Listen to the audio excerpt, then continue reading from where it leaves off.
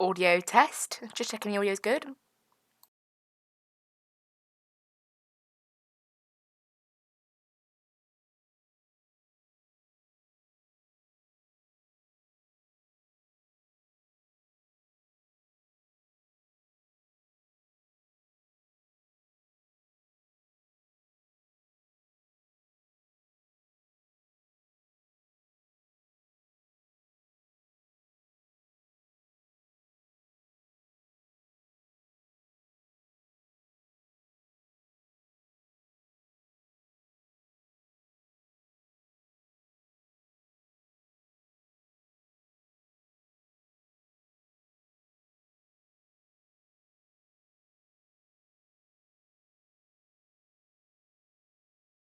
Right, guys, the audio is good.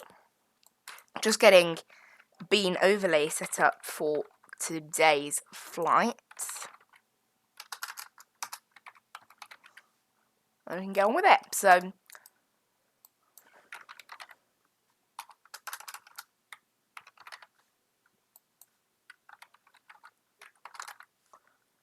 absolutely lovely. Right, bean overlay set up. Let's get V-Pilot up. And we can make a start on today's stream. So, today I have bought Active Sky. Obviously I wasn't planning to stream today, but, it's working. And third monitor still doesn't work, obviously. Waiting for the cable. Should come today. But obviously, as it's early morning, it will not be delivered early morning. So I thought, well, we're not going to continue from Brussels because we're doing that next week. I was thinking maybe, this old sort of Sunday stream, we can use it as a chance to do what we wouldn't normally do and fly, because Fly UK have a specialty airport every month, and this month it's Reykjavik. So I thought, well, why not? Let's fly down to Reykjavik Keflavik Airport with Active Sky as well. I've done a bit of testing on Active Sky. It looks absolutely lovely. Also, the clouds don't lag out the game, which is absolutely great because I get to see 5 layers of clouds that affect my plane without them totally breaking my plane, which is always nice, obviously.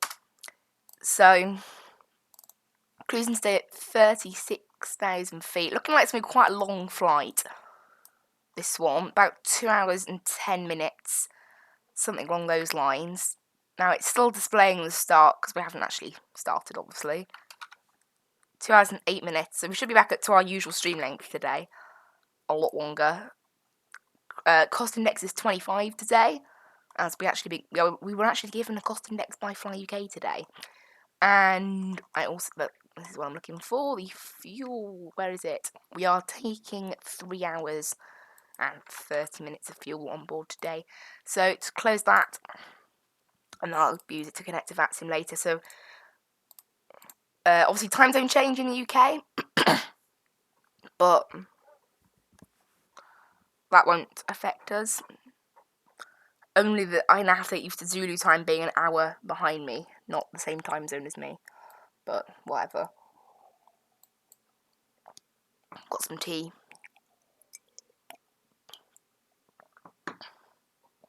So I can get rid of this now. You can see my game starting up.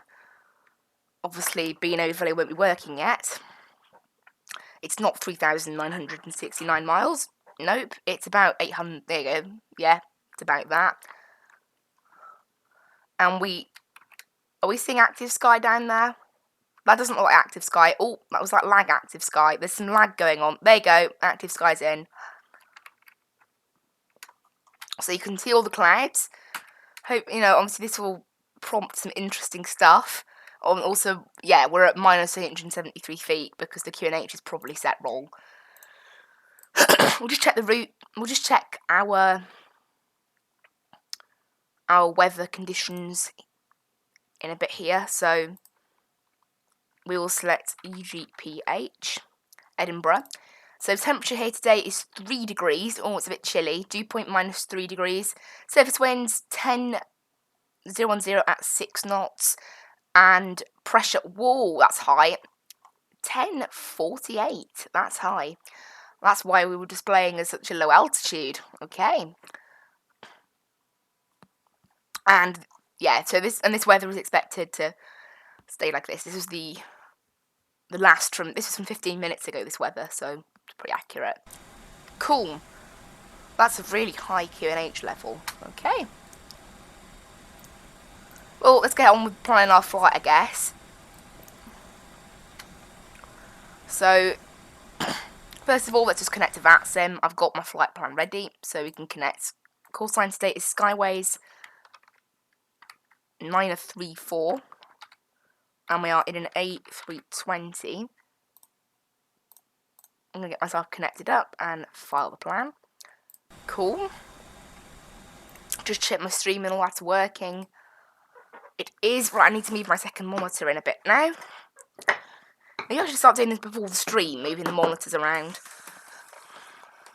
Because doing it during the stream can be a bit like, okay. But that's better. And there, so I don't believe there's any ATC online. We can leave Active Sky to itself now. Nope, there's not even anyone on the ground here in Edinburgh. There's a couple of flights heading for Reykjavik. But on the ground here, it's absolutely empty. Nice look, obviously. Not sure how bad the weather will get. Set this to weather and turbulence.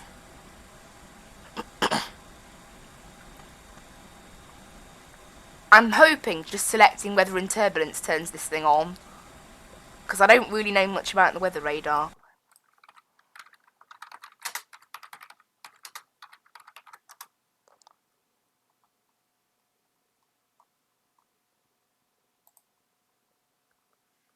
Yeah, someone's created some sort of...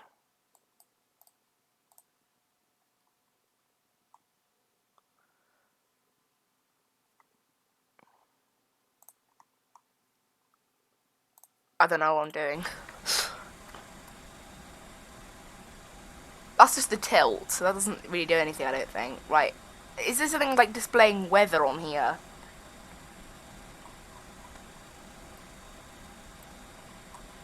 I don't know how that tilt button does anything, actually.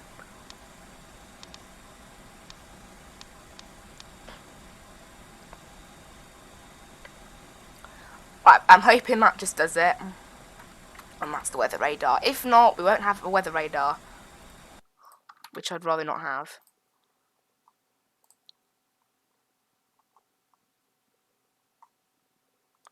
Yeah, this is someone else's clip from it. Come on.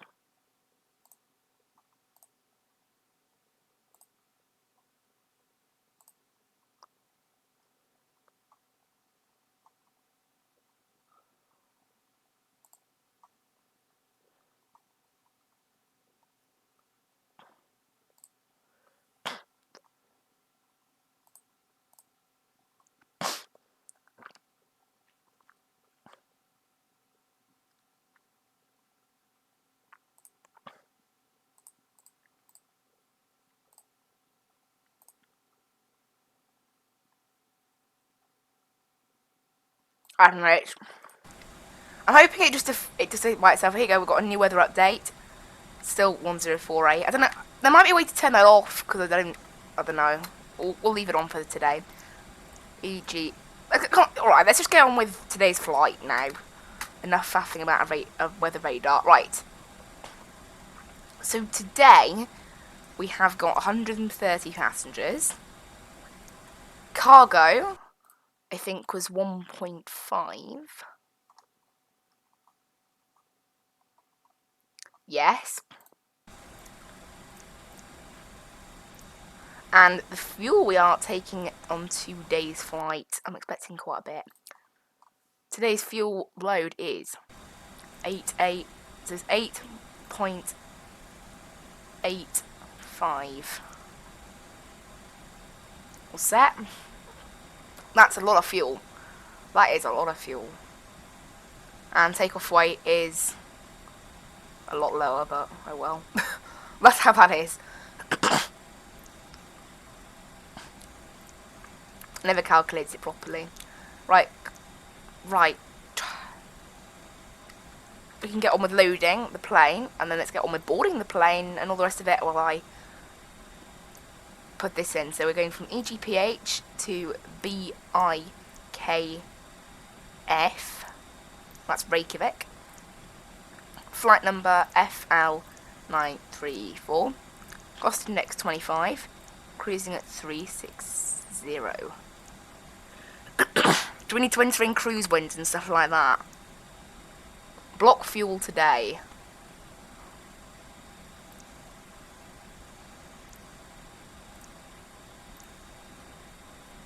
I don't know, that's the fuel prediction.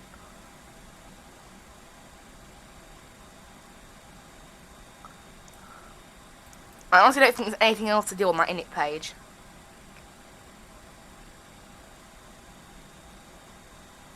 Why does it think it's going to take 3 hours? That's just silly.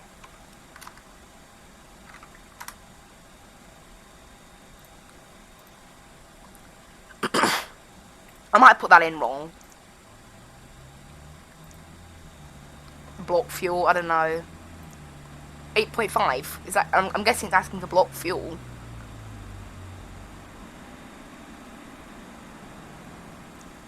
It's trying to work itself out now, but we'll leave it. So, we're departing runway 06, I think? Yeah, 010 at 6. So definitely runway 06 today. On the Grice 4 Delta. And it's actually a very direct route today. So from Grice, we are going direct to Lagav. Hello. Thank you. After Lagav, we're jumping on N610 as far as Ratsu. Hi, morning. And then from Ratsu, it is direct to Alden. Quite a big gap between those waypoints, I believe. Yeah, 274 miles. And then from Alden, it's to Azrun. And that is it. That is the entire flight. And then we are landing at Keflavik. What runway? Right now that's the weather. What's the weather going to be in an hour? Or is this predicted? Well, the winds are going to stay the same, apparently. So around 220, 230, something around there. So what we planned, we were planned to use 28, which sounds about right. So ILS 28, Zulu, I guess. I don't really know the difference. Yeah, I think you guys could point out the difference between like a Zulu and a Yankee via like ILS. And then Azrun 1 Hotel. Enter that in. 167 miles today, about an hour and 43 minutes. This is now calculating. I'm getting, well, I'll have. It's about 2 hours and 10. The active sky is saying it's more like a bit less than that, but we'll wait and see. So flaps 1 today. It'll calculate all this for us. Like the weather doesn't even matter. Right, so QNH right now down in Keflavik. This will probably change. It's 1045. Temperature is 5. And the winds are 220 at 16.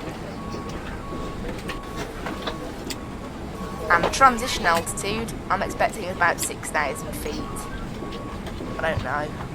Does that come under this or no? It doesn't show me on there, so I'll just say 6,000. So it's cool connecting all this data about the arrival. Obviously we can't sadly do that for a bit later on. Right, fuel pumps can come on. Those can come on. Hello.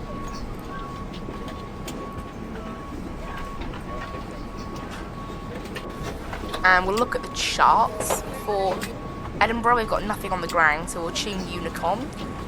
122.8. Is there anything even heading for Edinburgh? There is, but it's only just left London, so won't be there for quite some time. Now, in terms of Keflavik, we have 3 flights inbound. I'm doing good. There's a flight from Halifax landing at 11:15. We might end up being slightly mixed in with that. Also, let's start Skytrack. So start bookings, start flight.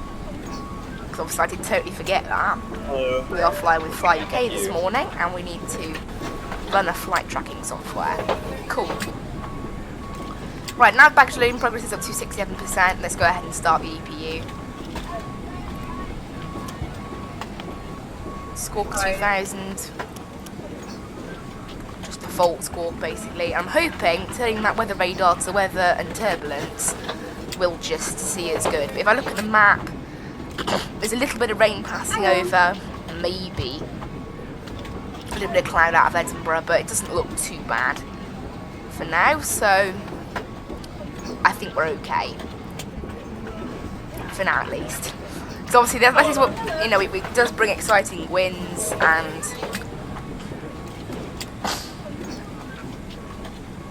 the potential to not see your runway until, you know, quite close until on the ground.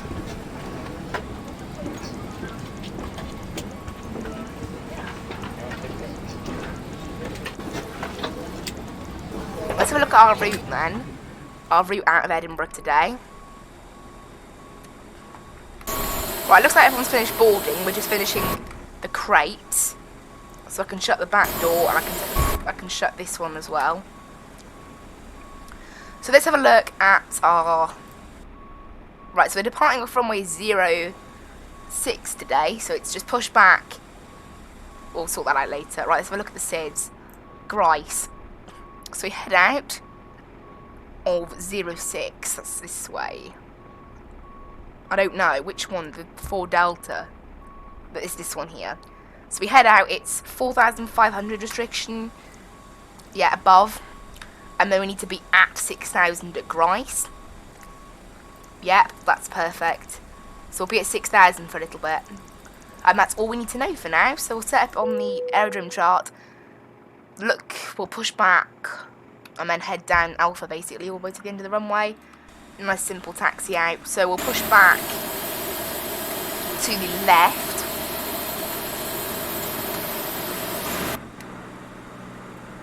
Let's shut all the doors. And ground services, let's turn on our parking brake and get all these off. And turn on our APU bleed as well. Captain, the cabin is secure. All passengers are Beacon aboard. lights can come on. Strobes in auto. Hello, Captain. We are ready for pushback. Thank you. Weather updated. KNH is still 1048. Okay.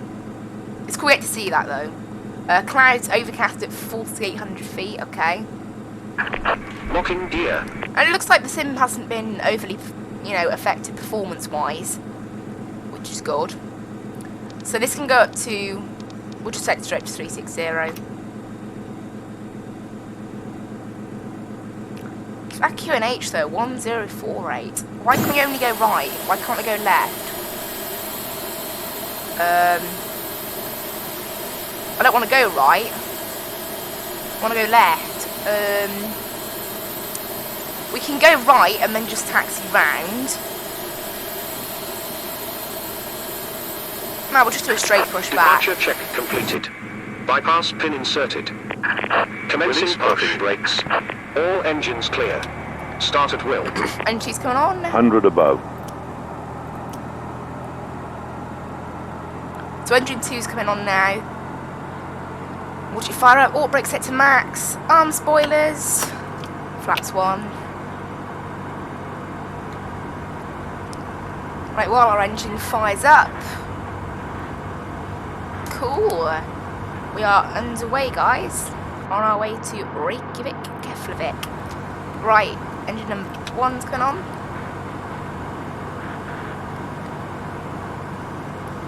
Look at those clouds. And they don't lag when you go through them. Because I tested it yesterday to make sure that Active Sky was a good plug-in. It's really rattling the wings of the 737. I tried it on. So obviously the wings do move around, they animate on that bird. They don't do that on this one, I don't believe. Our engines are almost good. this can just go into the load and fuel page because it doesn't really matter. Check the door page, nothing at all. Trim, is it just still 0.8 despite the fact that, yeah, it's still 0.8. It really doesn't sound like it should still be 0.8 Set parking to be brakes. honest. Have they pushed us back Waiting good? your confirmation for good engine Oh, start. they pushed us back alright. It's good enough. So they're going to get on with disconnecting. Yeah, it really feels like we should be able to enter in a bit more than that, given the wind and all that. But maybe it calculates it itself. I don't know. But whatever. All I know is there's no space for me to enter it. So whatever. 767 Unlocking miles gear. today. This is taking around 42. Yeah, right. It's not taking that long. Be a bit longer than Tow that. truck disconnected. Bypass pin removed. So Sim Beef has given us 2 hours and 10, and Active Sky has given us 1 hour 58, but Active Sky doesn't have the SIDS. I haven't inputted the SIDS into Active Sky. I've just inputted the normal route, because obviously the SIDS changed, so I didn't think there was any point in doing that. Left is clear. Right is clear.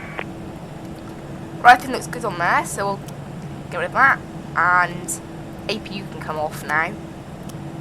Don't need that.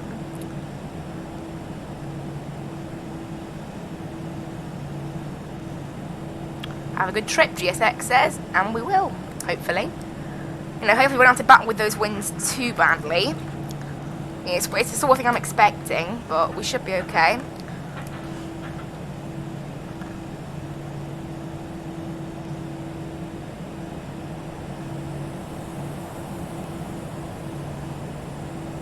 Oh, and someone else did load in over here.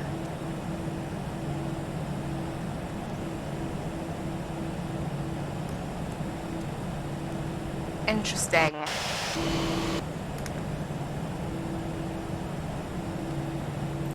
They must have literally just loaded in. Where are they going? Oh, they're at Ryanair. Okay. Going somewhere. Well, it doesn't look like we're going to have any ATC today. We might get lucky, but for now it doesn't look like we're going to get any. Right, brakes are working. Let's just go ahead and test the takeoff config, make sure it's working. And then head down to the runway. Oh, tax lights needs to come on as well. That's the one thing I forgot. Cool, and then since we're on Vatsim, get a TCAS on now and set it to above. Doesn't look like the weather radar's working now. Even though I've got it set to, like, because there's something that should pop up, but I don't know how to use the weather radar.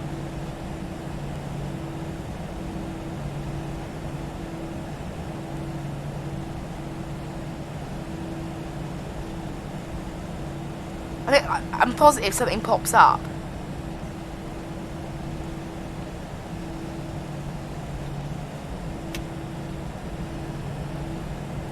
There you go, I think that's it there. I set the weather radar. I set that to on rather than off. I think that's what does it.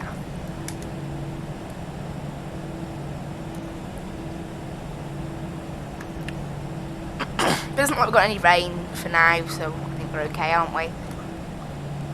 Hopefully.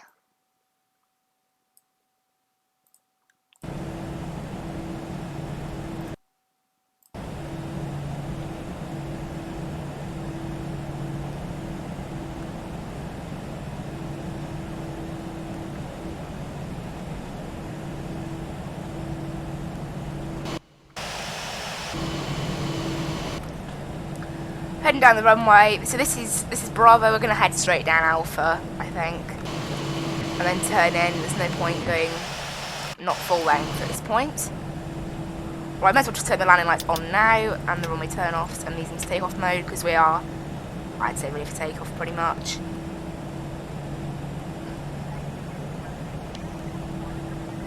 That's the signal that we've set up the aircraft correctly because that's what happens in the checklist.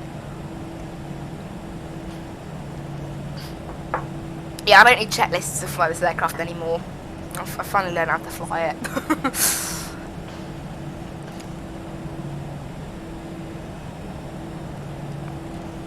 So hopefully, I don't know, because the one downside with this, I haven't got rudder pedals, as you know. We haven't got any way of controlling the rudder, so obviously if this thing does start to get a bit odd on takeoff, bit sort of all over the place, then I don't really have much of a way to solve it other than sort of trying to steer with the yoke. I need to try and, I don't know, maybe I'll use, I think, C1 and C2. I don't think they're assigned to anything else.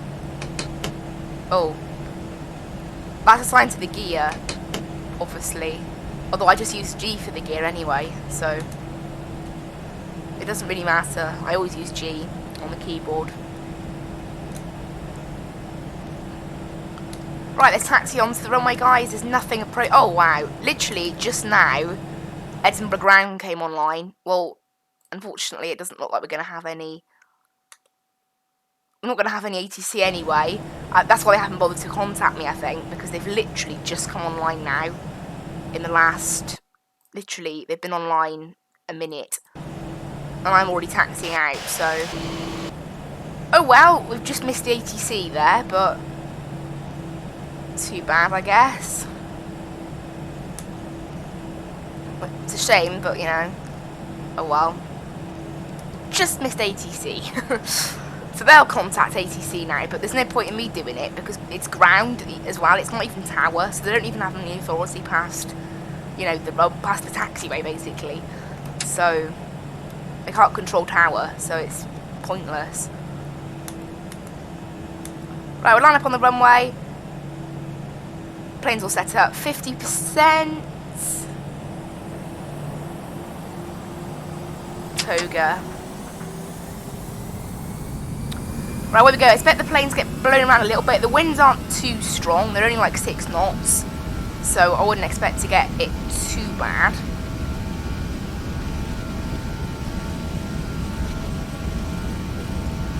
And we'll start the clock too. Right, 100 knots. Planes start to get blown around. V1, rotate.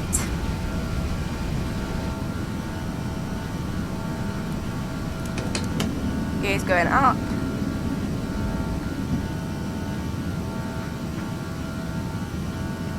Yeah, shame we just missed out of ATC there.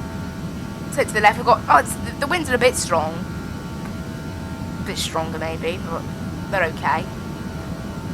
The plane will get blown around a little bit, obviously, but it's not too bad. It's mostly a headwind right now. Hopefully we can stick, you know, with not having much of a headwind or anything like that later.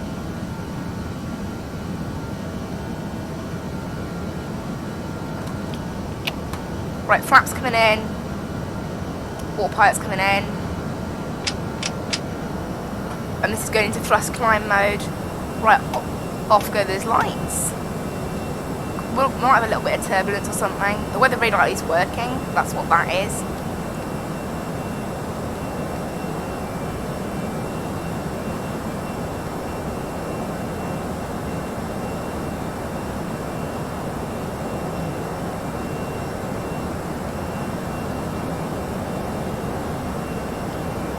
But for now it looks like we're okay with weather.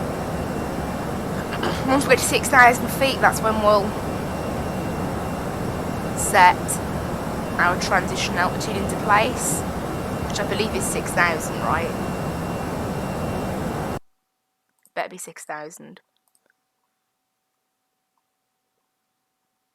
Doesn't actually say on these charts what the transition level is. Oh, there you go. It says 6,000 on the other chart. Oh, it says it on that one too. 6,000. Oh, and we're in the clouds. Look at that view. But the bonus, we're in the clouds and I can actually see. And it's not lagging out the game either. That's the most important part. We're in clouds and it isn't the problem. See, we just missed out on ATC there, but oh well. Now, in terms of, yeah, we might get there quite close to that Halifax plane, I'm not sure. Thick cloud here. Obviously it's the UK, what do you expect?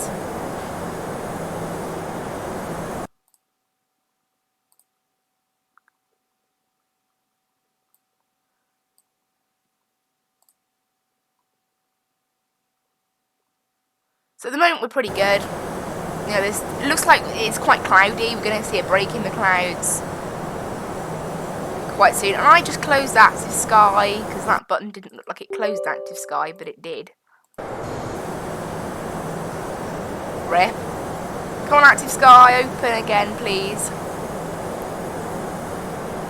Rip.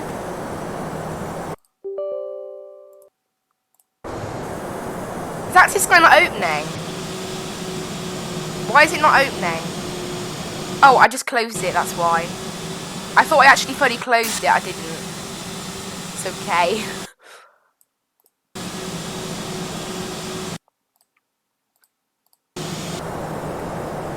Right, wind, it's about 28 knots that way at the moment. We're going to stick with this restriction until rice.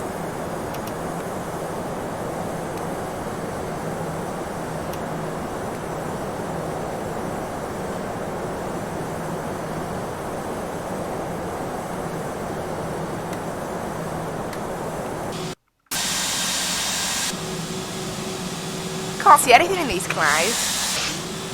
Can't even see the plane, really. Proper thick cloud there.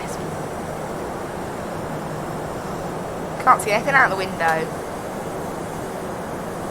But luckily we'll be climbing again now in a bit. And our altitude will get all messed up because I'll be setting it back to standard. Which is bound to totally mess it up.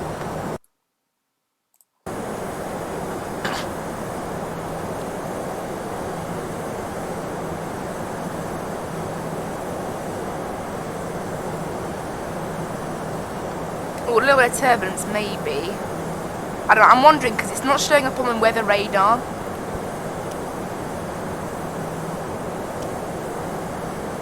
But we know it's working.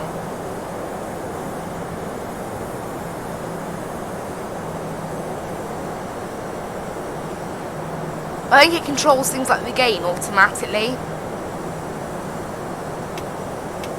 Right, that's on auto. Make sure it's all on auto. Because it'll work then. Right, we're approaching the point where that restriction ends. And we can sort of, you know, this thing will just go up. Oh my, I can't see anything in the trailing view. That's the trailing view of the aircraft. Whoa, a little bit of turbulence. Whoa. Bumpy, bumpy. I wonder if I can turn that off, that thing, from active sky.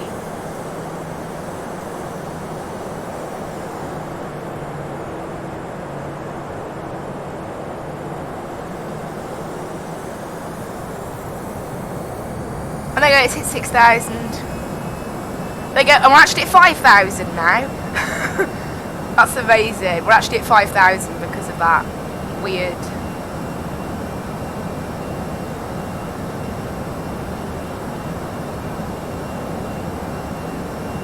Because of that weird thing. Whoa, we have got a bit of turbulence, haven't we? Plane's being mocked around a little bit. We can disarm the spoilers now as well. And there we go, we're out of the clouds. Not too bad, bit of turbulence. Whoa, I love the cloud effect you get. It's cool.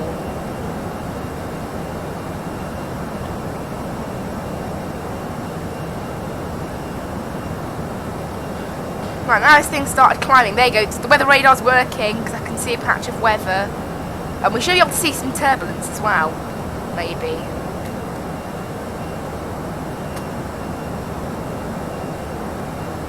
Oh, this is still in ignition start mode. Put that back. Right, line lights can come off.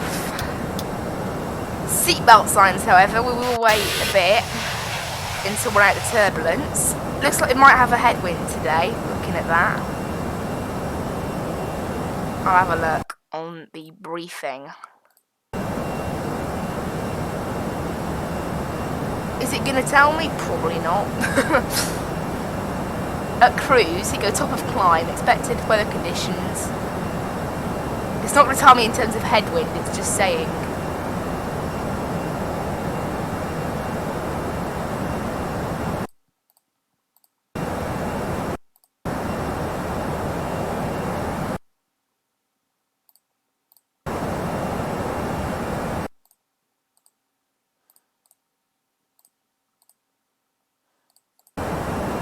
Right, passing, you know, like 12,000 now. Plane's looking okay. What's our, like, old... I think, we will be there before the Halifax plane. It could be the London Heathrow one that's a threat now. Heathrow plane is 800 miles off. I am 700 miles off. Oh, so we'll get there ahead of the Heathrow one even. That's the Heathrow one there.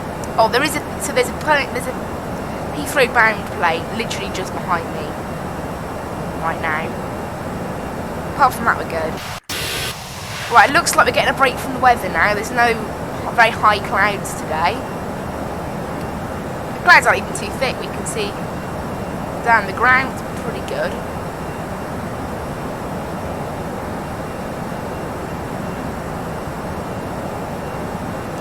But obviously that headwind will just get stronger. It's a shame because it'd be nice for us to go quickly. That's obviously the downside with active sky. You know, sometimes that's not really active sky's fault. It's real weather, really. You know, sometimes you'll get a massive tailwind that'll make your flight fly by. And other times you'll get a massive headwind that'll slow you down. What are the cruise winds, actually? I can look on SimBrief. What were the cruise winds that were planned?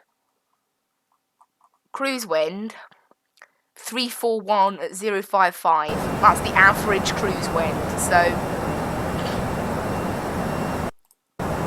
I'm expecting that to mean, yeah, 355. That is basically,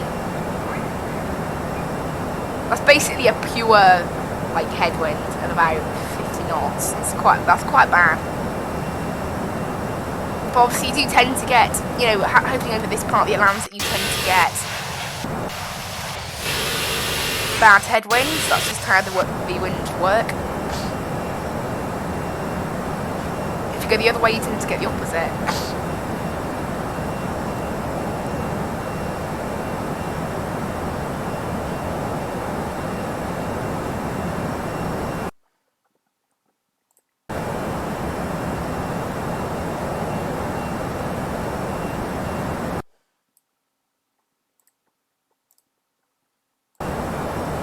An update. I'm not really interested in those weather updates. Can I just, like, options, sim text message? No.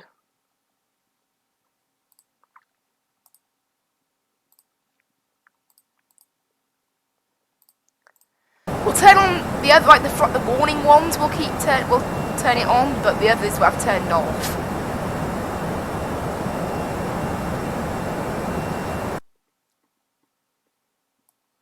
Right now it's looking like we don't have too many clouds over our route. Weather down in Reykjavik's looking a bit cloudy-ish maybe, but... Now I've turned off weather, is that going to break it? So has it like turned off? So that, oh there you go, it's gone now. I was going to say, maybe it's like kept it turned on or something. Right, we'll look at our sort of information later. Passing above 20,000, you know, 22,000 now actually, so we're nice and good. Obviously, you know, the pressure doesn't really matter that up here. Doesn't affect the plane, I guess. So currently we have a headwind of about 70 knots. Great, that's what's slowing us down.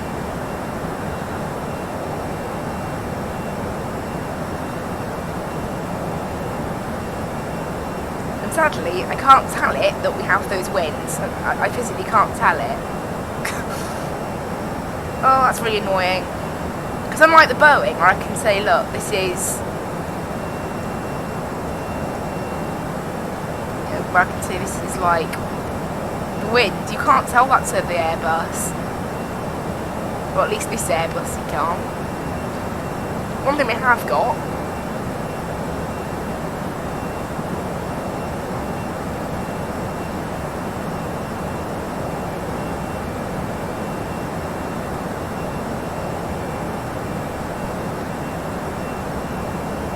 Okay, there should have been a panel assigned.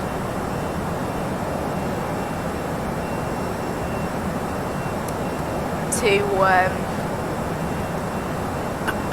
like an active sky sort of like weather radar thing, but unfortunately it doesn't appear to work in this particular aircraft. Now, like that Heathrow plane, we are closing up on it. It's going to be quite close. Us and Speedbird 800.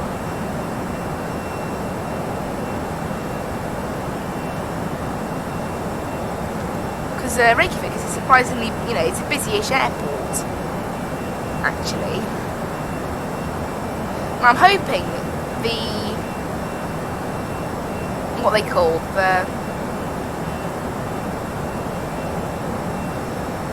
I'm really hoping that I'm forgetting what it's called. I'm forgetting what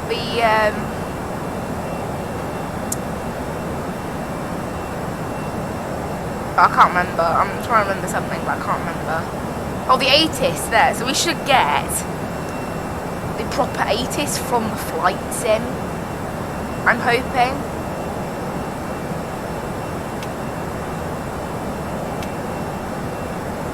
I'm hoping that auto seatbelt signs thing will work with turbulence. It might not. Because it is, I'm not getting any turbulence on here, but weather plus turbulence is selected.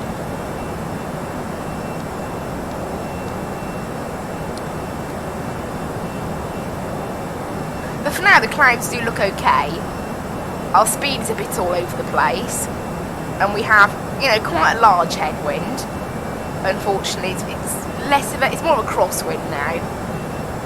103 knots. Yeah, that's time to prove that active skies are doing its thing. No more 270 at 25 knot. No more 270 at 25 knots.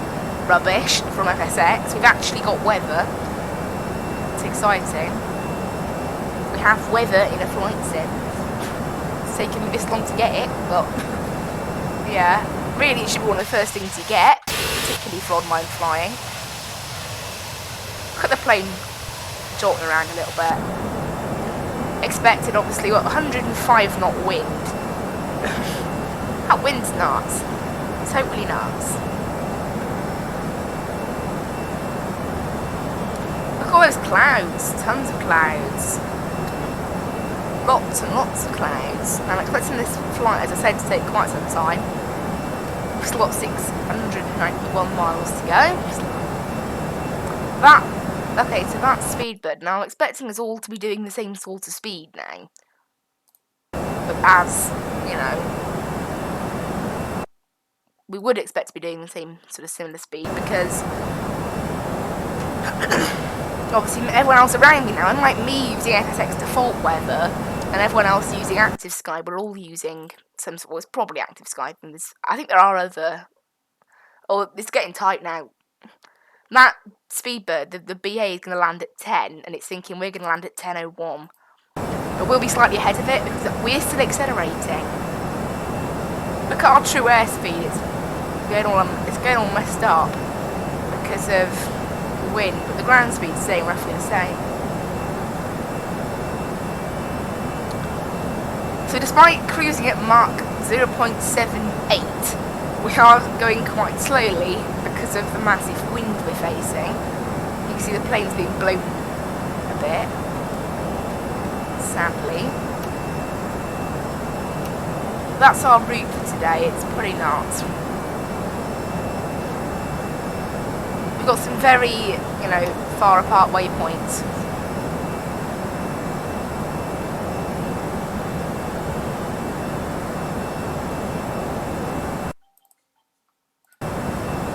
Doesn't look like we'll be accelerating anything beyond here though. I I don't know. I think we have now passed the BA. We've passed it by 1 minute, and there's one that's just that's from Vienna, so that'll take ages. Vienna's 1,600 miles. That's quite a long journey. You know, the reason I chose to fly from Edinburgh, this is literally the shortest flight you can do to Reykjavik from the UK, and even at that, it's still fairly long. But it doesn't look like we have any wind, you know, any weather troubles for now, so we're okay.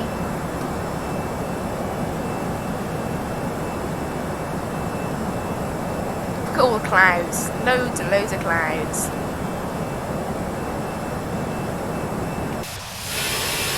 Instead of seeing scenery down there, we're seeing clouds. Because obviously we're not over Spain. We're over the UK, which means there are lots of clouds. That's one very simple fact. The UK is full of clouds.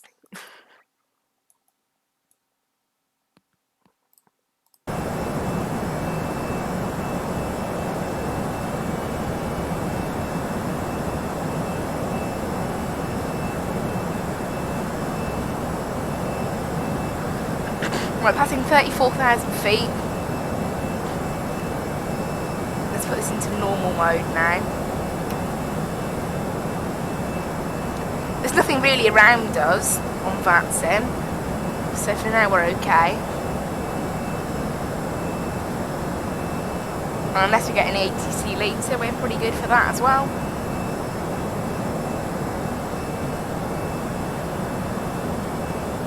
Unfortunately, we did literally just miss out on ATC at Edinburgh.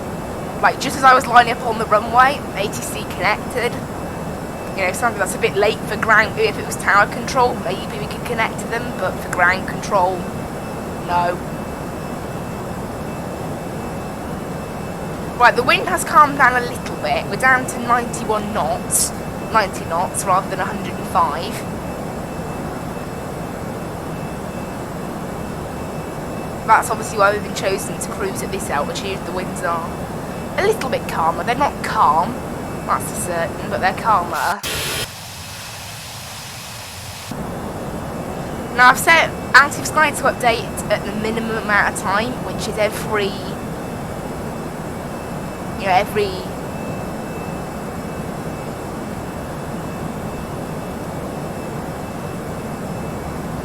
I'm getting stuck every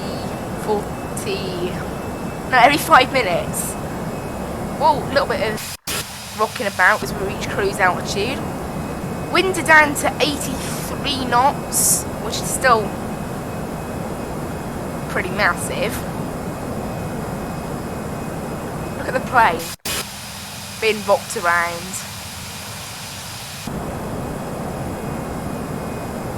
We've reached cruise now, so this thing can, you know, slow itself down a little bit.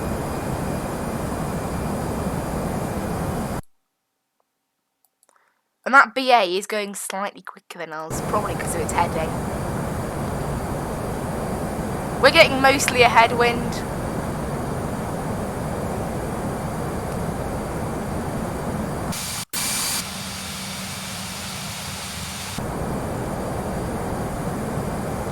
Yeah, staying at cruise altitude, you know, we are going to get a little bit of, you know, the plane being moved around.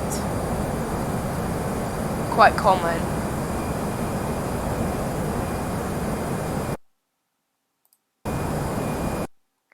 So at the moment, that BA is going to get here 2 minutes ahead of us. I don't really know about that. So if we were going direct to Reykjavik, it would be 640 miles. We've got 655 to go. And this aircraft is saying we've got 540 miles at cruise, so about an hour and 5 minutes at cruise. However, I suspect the sort of like what this plane is saying is not right. I mean, what's the briefing on here? If I refresh it, it's still saying an hour and 58 minutes, something along those lines, which makes sense, really. And we just reached our top of climb.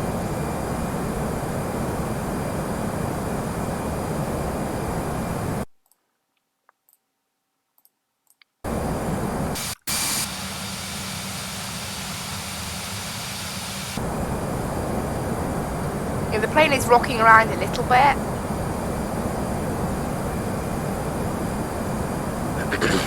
It's expected, as I said earlier.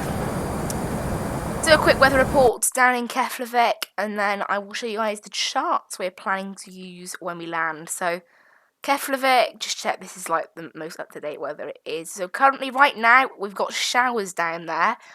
QNH 1046. So let's just set that in there.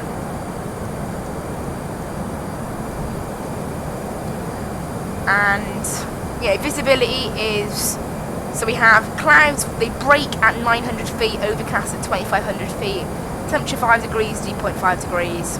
It's pretty good. We're okay. Check the status of the aircraft, all's normal.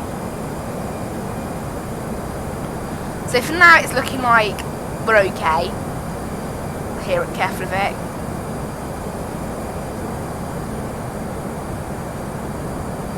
And we've got 230 at 12 knots the wind. So landing on runway 28 should hopefully be pretty good. Okay.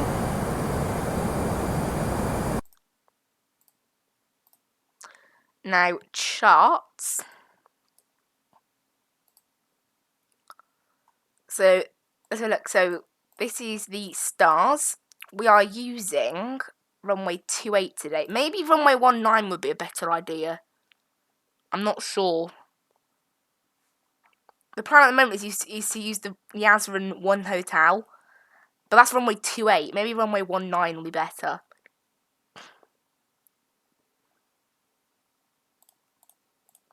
Charts aren't loading. There we go.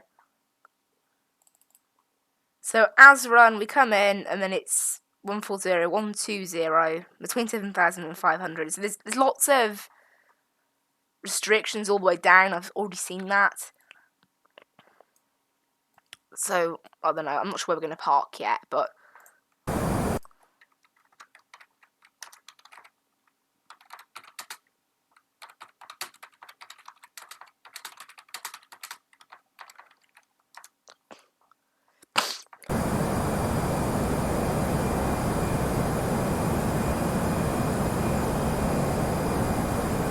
we'll see if we get anything on there that I've just put on there.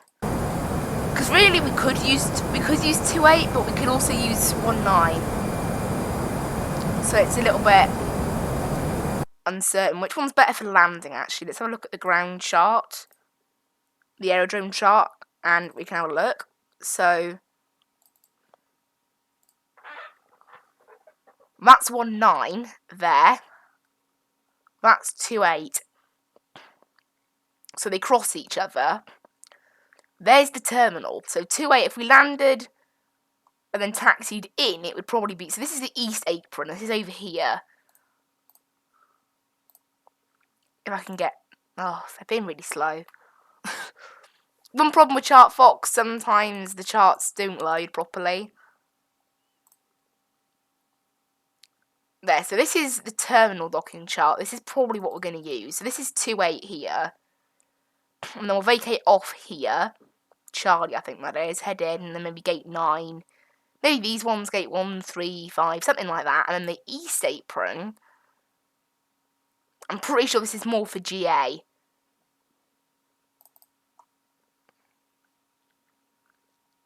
Maybe. I don't know. I'm thinking we'll go for the proper terminal apron. So we'll vacate. So in which case, 28 would probably be the better runway in terms of taxiing. But we'll have to wait and see.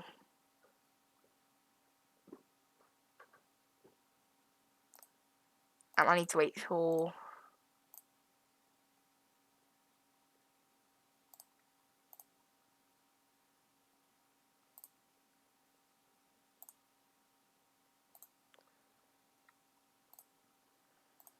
Right, that's sorted. So we might be using... We might end up using 28. We might use 19.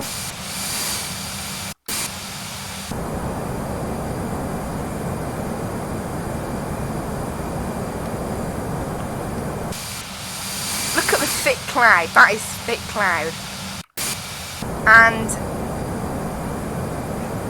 oceanic radar just came online. Although I don't think we're not going to be passing EGGX.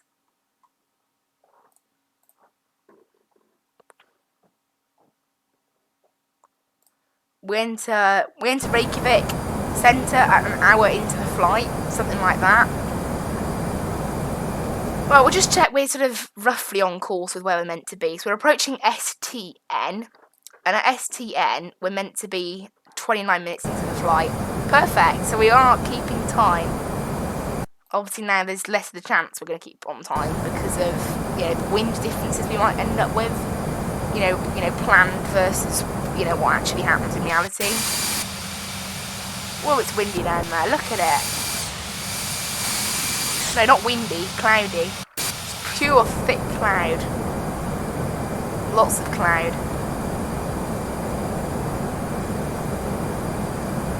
Although the weather's looking pretty clear. So no one appears to know the runway down there. I'll try and contact the ATIS later, but generally we don't get that until about 100 miles before landing.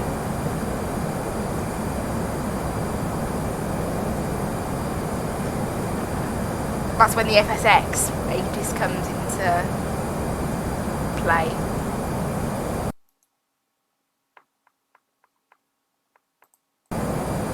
So unfortunately I think we'll have to wait and see. I'll try looking on flight radar. But again, flight radar, as I've mentioned, has been very quiet lately due to, it's obvious reasons. There's a lot less planes in the sky thanks to this virus. Right, here you go. This is a plane that's just taken off and it took off on 19. Okay, maybe they're using... Right, arrivals. What was the last plane to arrive? On ground. Oh wow, a plane hasn't landed for like 3 hours. This is the problem. There has not been... Hey, there's a plane flying from London. Here you go. The last plane to land was from Boston. It landed about 3 hours ago. And it used... Oh, it used 19. That plane. But obviously that was 3 hours ago. So it's not really that accurate. So, you know, they might be using 19. I'm just not sure. Obviously, it probably wouldn't matter if we used the other runway. There's 2. So as long as it was sort of... As long as everyone knew about it, it would be okay.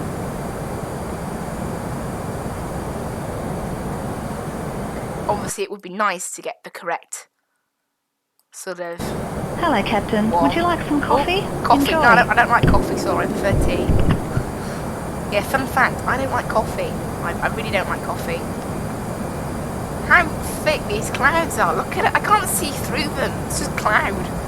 I mean, we're not missing out on any scenery, pretty much. It was just meant to be, like, whatever. I'm hoping this Alpine Valleys tour we're doing for VFR. Obviously, VFR, it makes it a lot more exciting. Having active sky in the mix to chuck our plane around. Obviously, if it's too cloudy, we can't fly VFR, so I'll have to switch off. I have to switch it off, I guess, but that's part of the fun, really. Just see the plane moving about, look at it. Obviously, the Hawaii tour we're doing at the moment, it doesn't tend to be that cloudy around Hawaii. I'm wondering if this cloud draw distance thing might be a problem.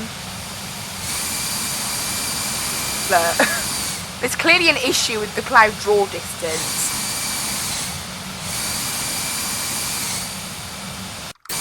Unless there is just no clouds past that point, but I highly doubt it. I'll actually look on the map. No, the clouds don't end. The clouds don't end at all.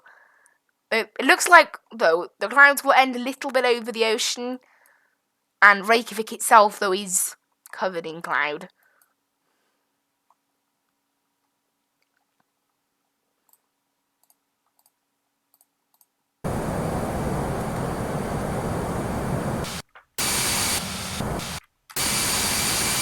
Look at this plane. It is rocking around a bit. We have got a pretty big headwind, looking at that. Oh well, so we're meant to be at 440 knots. And we're actually doing 374 knots because of the wind. Why is this registering us as being, that's slightly odd actually. For some reason Vatsim thinks we're at 37,000 feet. Okay, Vatsim. That's its own decision, I guess. That's really strange though. Like, why does it think we're at that? It's probably because it's like, yeah. It's probably because of the QNH. It probably doesn't understand. That explains why everyone's always at such random cruise altitudes. Yeah. Because it gets their cruise altitude completely wrong. There's an Air Canada here, look, meant to be cruising at 33,000 feet. It says 38,000 feet. That's kind of what's happened, I think. Because obviously you set, like, QNH standard after the transition altitude, but maybe it doesn't understand that. Maybe it isn't a cloud draw distance thing, this. Maybe Active Sky just hasn't updated for a while.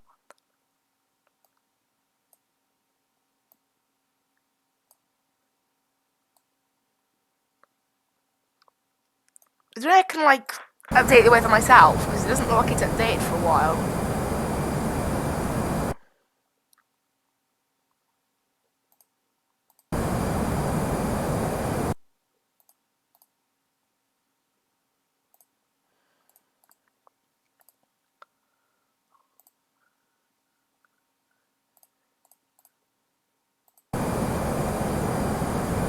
Wait, I think the weather might have loaded in a bit further now.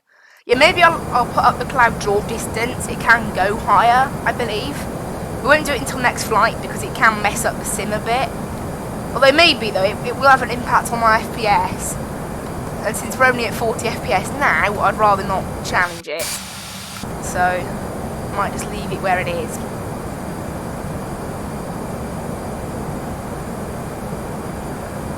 Obviously, this wasn't really a planned stream, but I've remembered I used to, you know, do something on a Saturday morning, and that's now cancelled for the foreseeable future, thanks to this virus, meaning that I've got more time on a Sunday morning. So we might do a stream every Sunday morning, maybe only every now and then. I'm thinking the Sunday morning stream will be slightly different to the Thursday and the Saturday. Instead of following our usual path, we'll do a bit more of a random one.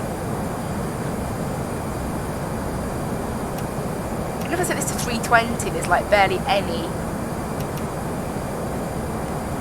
in the area. How's the weather looking? Doesn't look like we've got any patches of weather ahead. I have some drink for you, Captain. Here you are.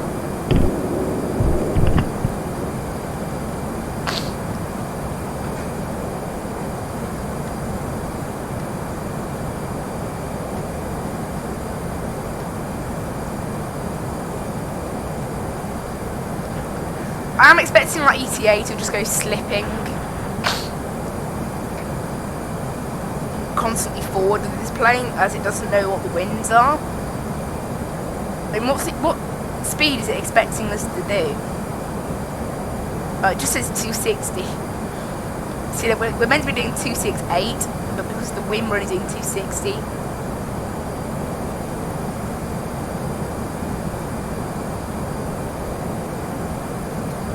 I have to look at what route that BA is taking. So that BA, oh there you go. It is planned that it's going to take the Azrun 1 hotel as well, meaning that the BA has planned for runway, what's it called? 28. So it's looking like 28 is the correct runway.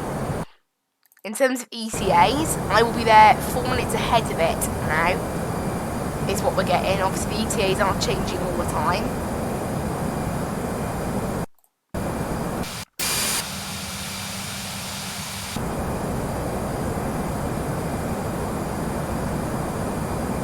Wait and see. So we're around 6 minutes into the stream. We're about 40 minutes into the flight. Got about an hour and 20 we should do to go. I don't know. It's a bit sort of half and half. You know, Simbrief has said 2 hours and 10. We've had an hour and 40 from the Airbus. And we've had an hour and 58 from Active Sky. So We'll wait and see. I'm expecting Active Sky to be the most accurate, but as I said, I didn't enter in the SIDS or the stars into Active Sky. Right, let's have a look at our arrival actually. Lots of restrictions. It's straight in though, which is nice. Just lots of restrictions. Obviously, I already know that from looking at the chart. Under 1,400, under 1,200, between 7,500, between 6,000 and 3,500 at 230 knots, and then above 250, 800. That's the ILS.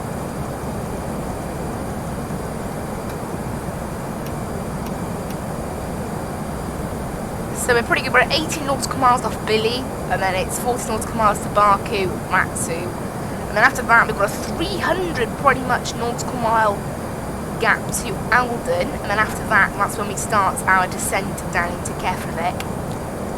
I mean, I'm going to have a look now. When does Active Sky think we should be starting our descent?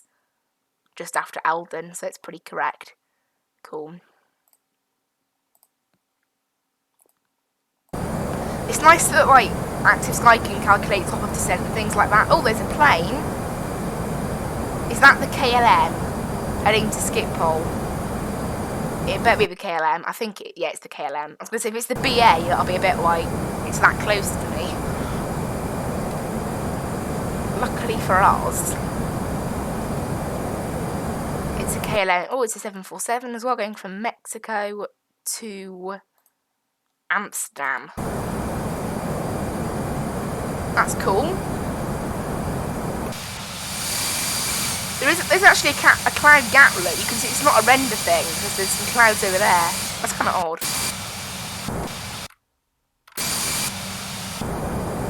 So we are over the sea now pretty much. We're leaving Scotland behind, and you can see the clouds have definitely dropped. Oh, it looked like they dropped in level. Oh, I know what it is. Because when we go to the tower that's really far away, it basically stops the clouds from loading in.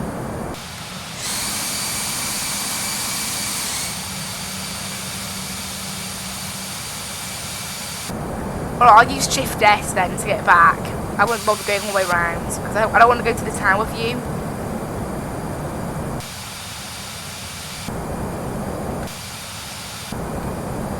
I'd like to try and avoid the tower view so we can try, you know, keep the weather nice and updated.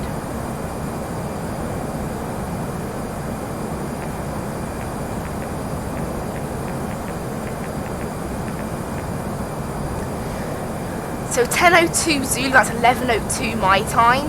The overlay thinks we'll be landing, so that's about an hour and 20 minutes. So I think the flight will be somewhere within the 2-hour range. Just about when in the 2-hour range. How's the fuel looking? Pretty good. We've got slightly more on the right hand side than the left hand side. I don't know why.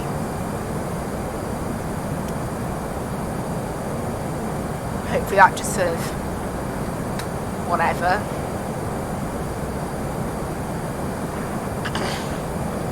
Weather ahead, just lots of clouds. As we've sort of expected really, there's obviously a little pocket of no clouds over there. But if I look on Active Sky, you can't see that pocket of no clouds.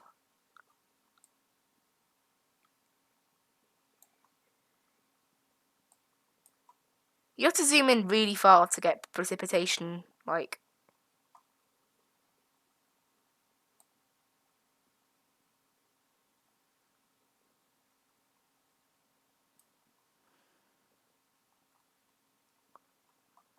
You need to properly zoom in for the precipitation graphics. I'm not bothered about that. I've got it to alert me if there's a warning.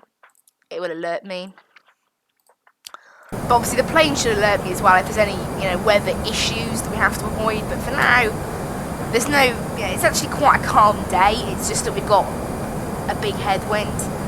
I mean, we might have some rain down in Keflavik. Not sure. As far as I'm aware, the rain doesn't stick to the windscreen. In this game, there's no rain effects from what I'm pretty sure. Pretty sure about that.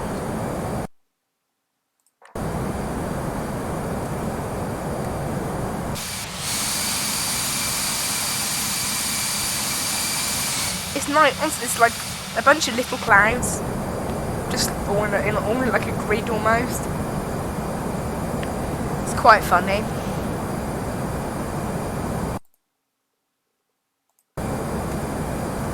I'm surprised we haven't got any oceanic waypoints on this route, considering how, you know, like, pretty much all of it's over water. And we're over water now, and we'll be over water until we get to Reykjavik, pretty much.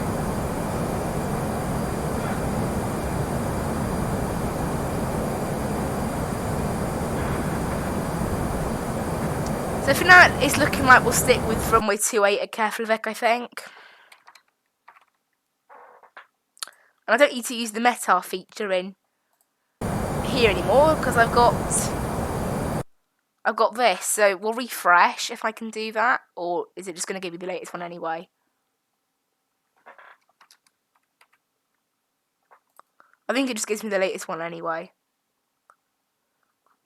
So QNH 1046. Is the QNH going to stay like that all, you know, the whole time? I don't think they can forecast the pressure. Currently, there's going to be showers in about an hour's time and 2 hours' time. Looking like we're going to stay with showers. It's looking like that's always going to stay, so we'll wait and see on that one, I guess.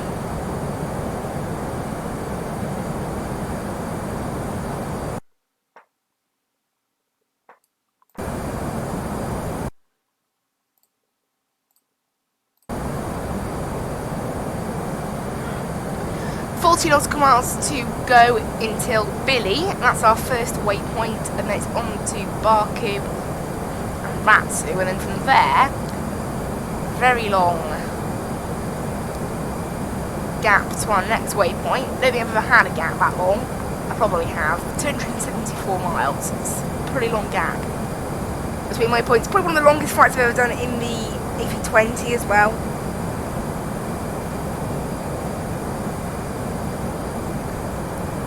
Some of the longer flights I tend to do tend to be in the 737, right? I'm always checking as well.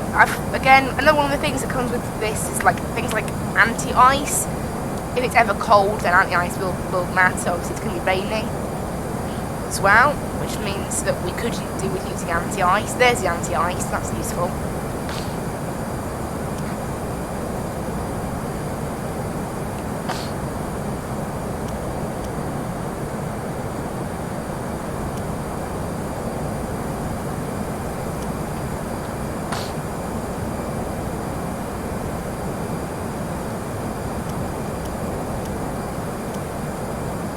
I'm trying to look if there's a way of like me monitoring the temperatures of the different areas of the aircraft to make sure they're all correct, but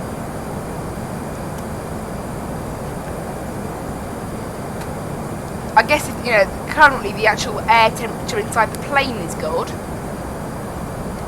at 24 degrees Celsius. Outside the plane right now it's probably quite chilly. What are we looking at outside?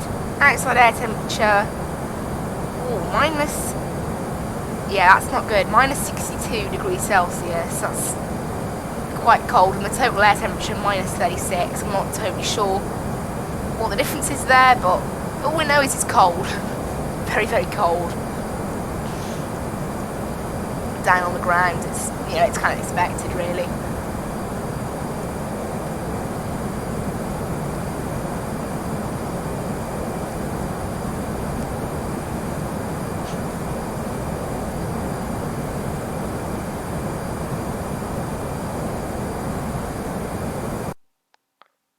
We've had some neat weather come in for Reykjavik from 8:30 Zulu. That is still, you know, it's still pretty normal. I'll just update this, the wind. So it's currently now gone to 220 at 14. So the wind's died down a little bit for now. And QNH is still 1046. FSX. We have clouds scattered at 600 feet, broken at 3,000 feet. Okay, so not too bad. We've got some pretty good visibility though. And the rain has stopped, apparently.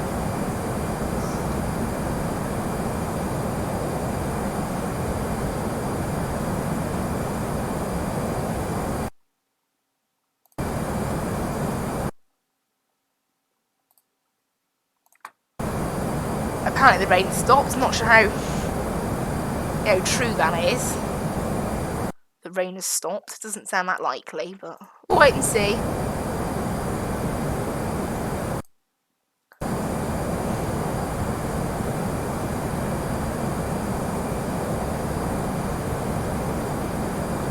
And the BA is going much quicker than us. I'm not sure how it's managing to go quicker than us.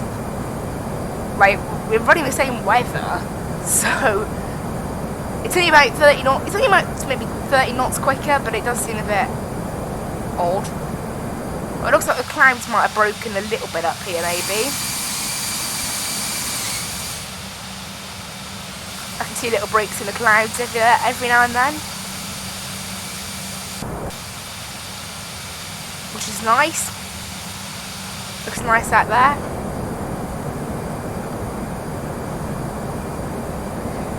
Vatsim is actually a little bit quieter again. There's only 800 connections, which is fairly normal. I guess it's Sunday morning, maybe people are a bit more lazy on a Sunday morning. Obviously the clock's been, just changed. Everyone tends to wake up later. I don't.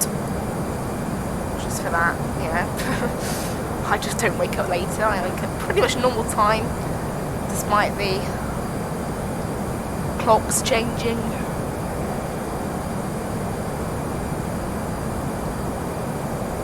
Overlay is expecting us to be landing at 10:03 Zulu, which is about an hour and 20 minutes still.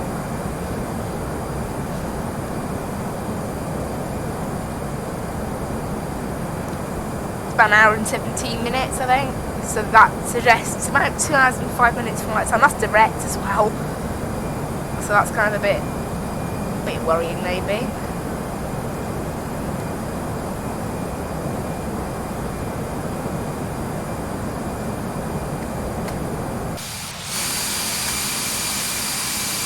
Plane's doing pretty good today.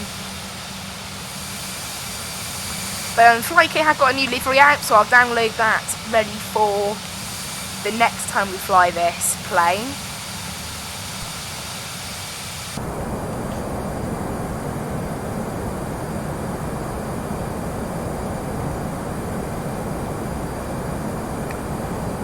Waypoint 5 nautical miles off, and then after that, Baku 43 miles.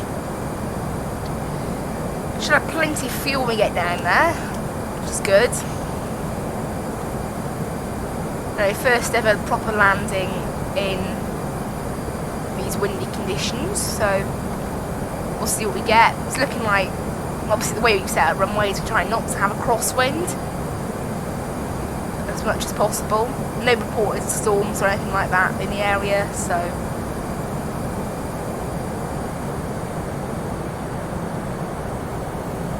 hopefully it'll be alright. So we're an hour leaving the blocks. According to Fly UK, we've flown 305 miles, 467 to go, so we're not halfway yet. How about, I don't know, 40 minutes left at cruise, a bit longer than that, maybe more 45. And then we'll be descending down into Reykjavik. It's quite a controlled descent, as I mentioned before, different restrictions we've got down there. And it's fairly busy.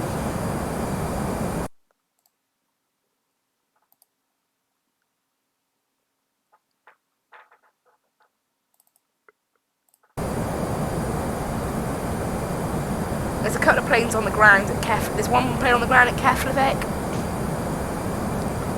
In terms of landing, I'm now identical in ETA to the Speedbird 800.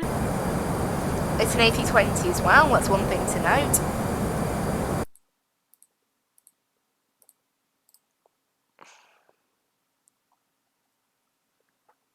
And we'll have to wait and see on how this all works out. They've got 505 miles left on their route.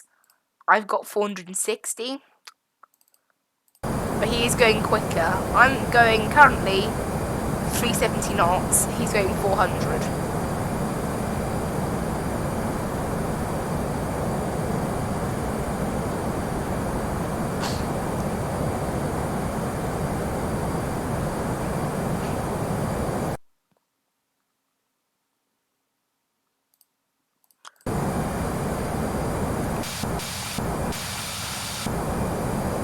I'm not in range of any tower anymore, so that...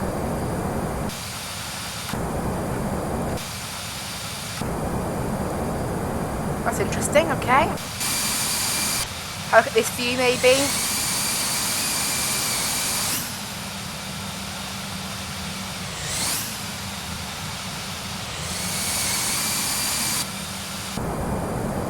Cool little view, that one, that trailing view.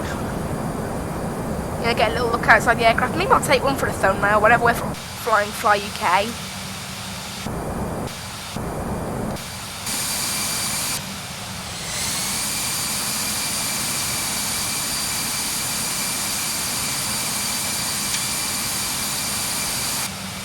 That'll be good as a video thumbnail, I think. So we might use that later.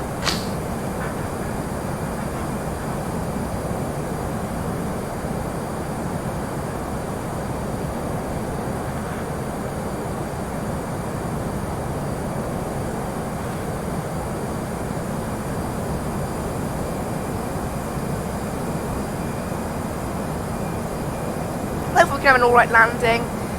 You know, the new weather conditions might improve our landings by making it more realistic. They might, you know, obviously the bumpy conditions might just cause havoc with our landings. We'll have to wait and see. As I said, I haven't really had a proper landing. I did a little test where I took a 737 out of Liverpool and then I slewed it back to sort of approach on the runway and then landed it.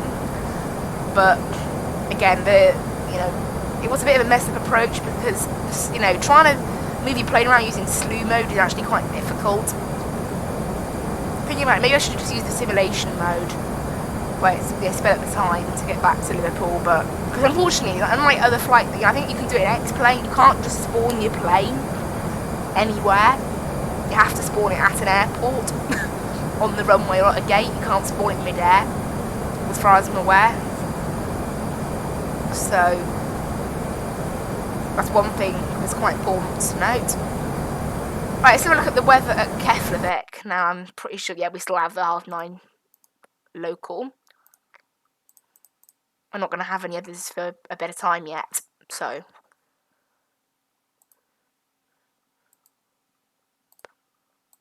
So anti-ice, we shouldn't need it, as, you know, it's above 0. I think anything below 10 is recommended to use anti-ice, so wait and see. But, you know, Edinburgh was below 10, we didn't need anti-ice there.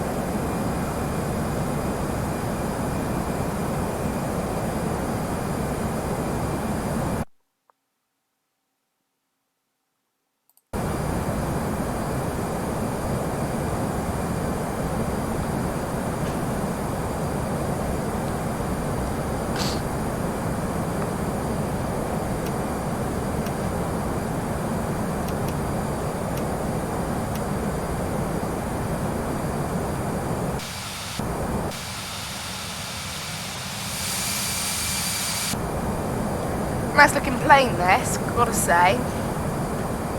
Weather's looking okay. So, you know, the clouds are actually starting to clear up a little bit.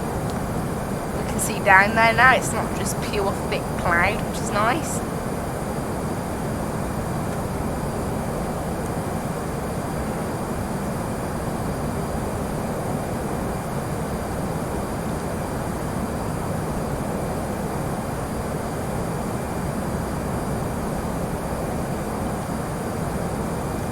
So for now, yeah, we're doing pretty good, I'd say. Getting decent FPS in the sim, about 45, 50 FPS. It's a bit over the top, maybe more like 40. 35 in some parts. I don't know. Flight Sim seems like one of those games where even if it tells you have 35 FPS, it feels like much higher than that. Like, I don't feel like I have bad FPS right now. I only feel bad FPS in this game when it drops below 20.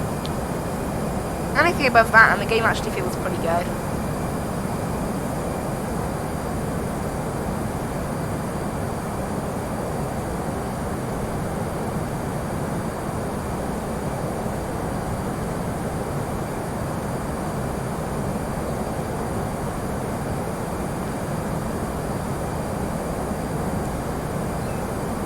So the plan at the moment is to use runway 28 at Reykjavik and then taxi into the terminal.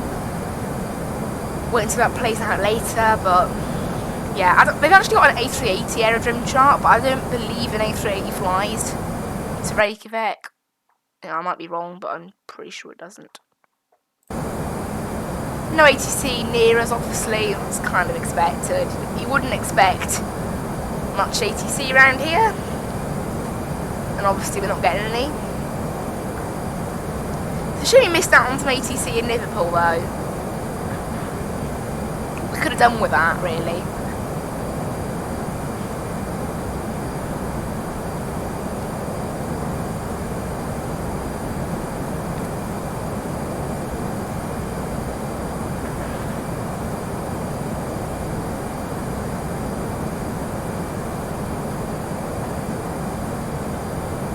So Vatsim's coming up now in 25 nautical miles. We'll do a little bit of a turn. That should increase our speed as we are heading, you know, slightly further away from the wind than before. I mean, I don't get why this happens. This bar blocks what you can see on this thing, and it's really irritating because I can't see it. Actually, I can see it over there, 365. Yeah. So speed is dropping quite a bit. Hopefully when we turn that will be solved.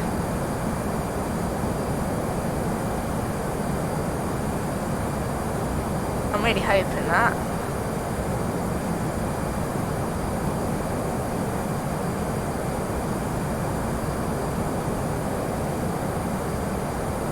Obviously our ETA is constantly dropping.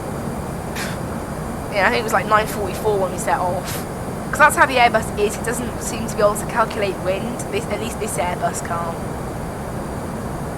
And it's just rubbish for it. It doesn't understand anything, really.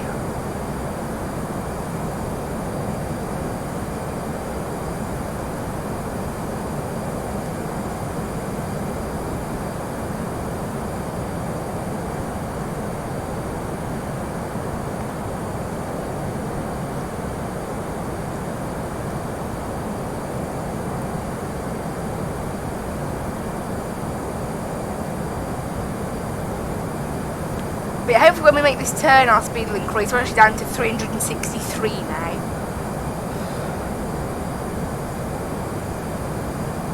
Very slow cruise. That's all I can say about this.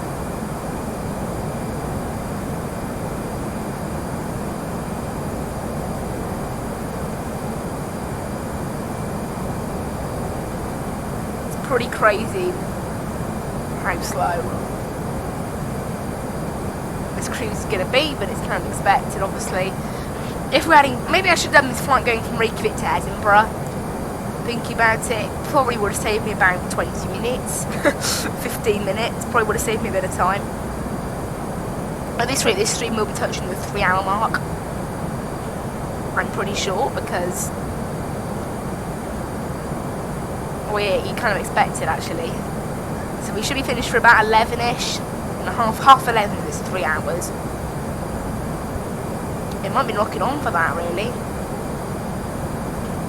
Depends on how quick we are. I don't know.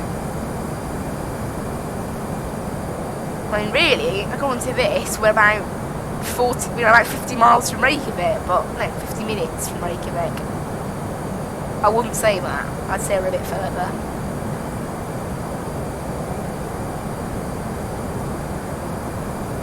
I mean, sim brief. Okay, we're just passing Vatsim, and we're meant to be an hour and 2 minutes into the flight.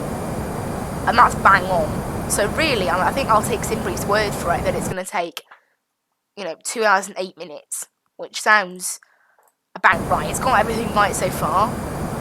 We're about 1 minute late on that estimate, so somewhere around the 2 hour and 10 minute mark. So which means we have about an hour and 10 minutes left to run, something like that. Although I think we are past no, we're not quite at the halfway mark. We're very close. According to Skytrack, we're very, very close. Because I can write notes on VPilot. I can actually write notes on VPilot. That's interesting.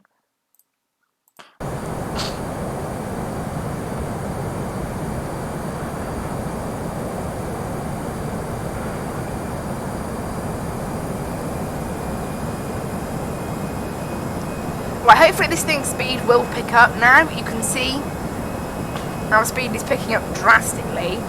From about 360, we're now up to about 380. That's good, that's nice. That our speed can pick up like that.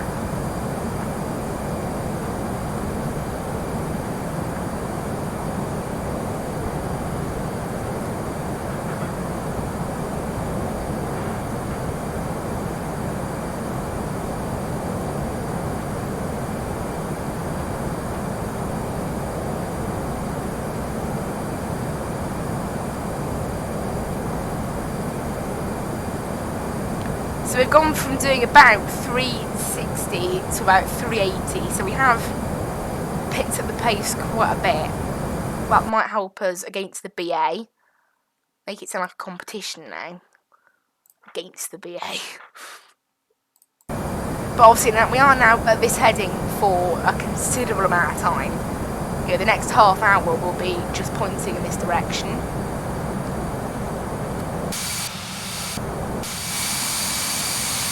The clouds are starting to clear as well. Got much less in the way of clouds up here.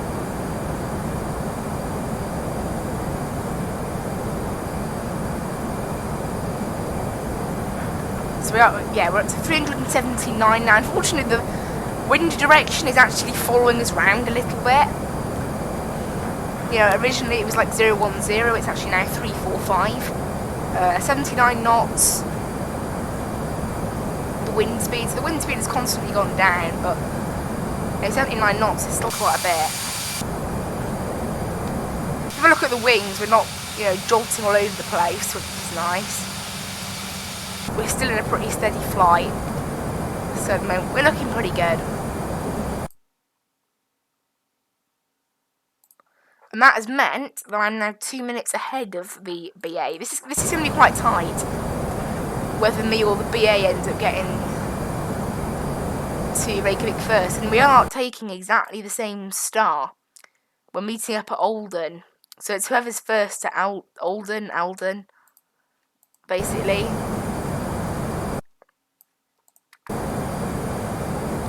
So we'll wait and see. Because I know my ETA is currently 9:32 Zulu. That will change. It'll probably be more like 9:35 by the time it ends, at least, I reckon.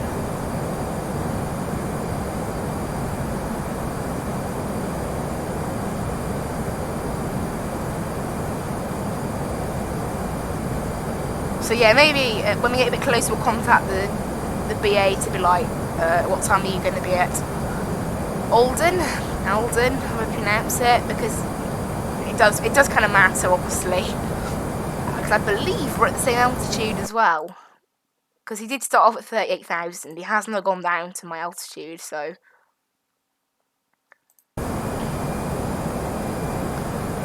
it's a little bit sort of, you don't want two planes that close together.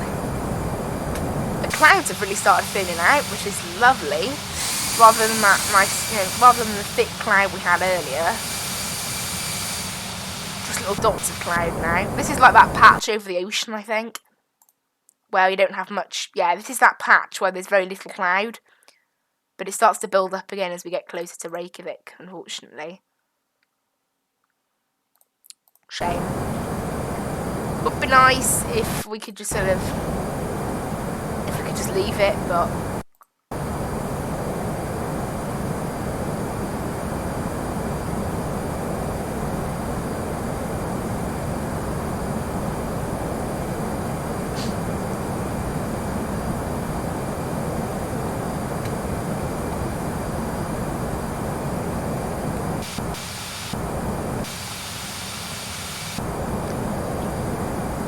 we're doing 381 now because the wind speed is starting to die down slightly, not much.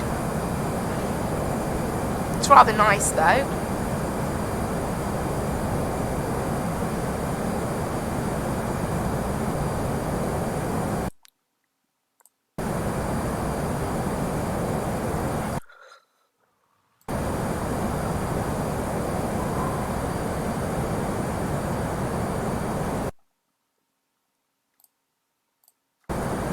Oh, a little bit of turbulence maybe there.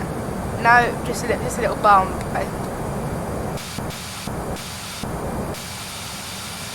Obviously we are going to get those flying with real weather, it's kind of expected. We're managing a solid 380 knots at the moment ground speed, so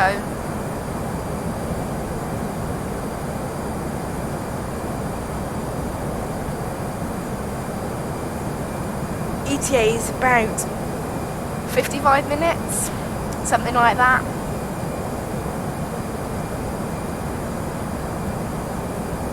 Sounds alright, that'll be about 2 hours and 5 minutes flying time. By the time we slow down, more like 2 hours 10, 2 hours 15, something like that. Okay, I think the longest flight I've ever done in flights in might have been the flight to Rovaniemi. That might have been the longest one, I'm not sure.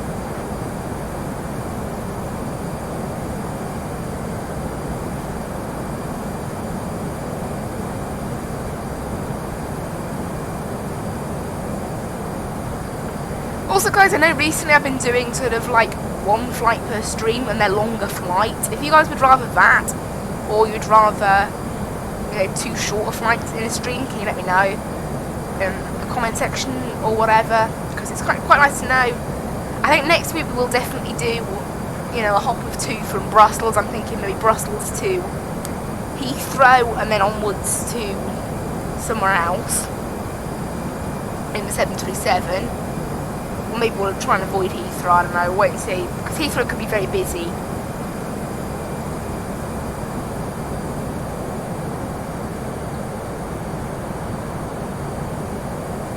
Maybe we'll go Brussels and then back into Europe or something, I don't really know.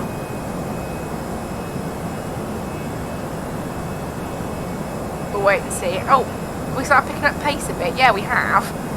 Because all of a sudden, quite nicely, the wind level has suddenly just changed to just 62 knots. The wind level has slowed down a lot. And there's no cloud as well, that's quite interesting. No cloud for once. How nice. That's allowing us to get more up to, you know, almost 390 knots now. That's actually sped us up. Although our ETA at Alden is now 934. Already dropping and we've barely gone anywhere, so I'm not surprised. But it's kind of good because it means my speed is picking up. At the same time, that BA's speed is actually dropping slightly, which means that that gap between us will be made smaller again, which is what we want. Our ETA was about 10:03 earlier, it's now 10 o'clock, so our ETA has moved back a little bit. No, move forward, we are going to get there a little bit sooner hopefully. Maybe we'll have some more of those nice sort of wind changes. However, we are getting more and more of a headwind, so despite the slower wind, we're still getting it.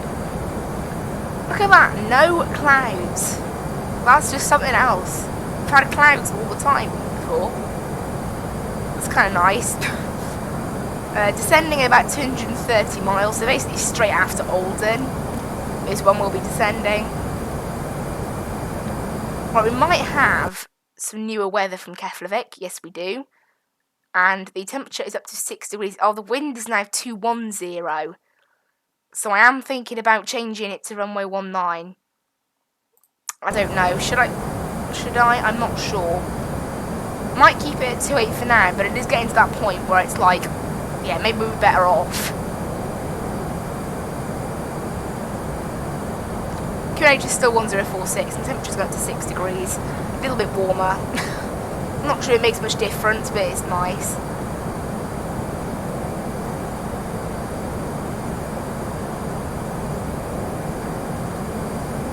We might have a few clouds on final, but not too many.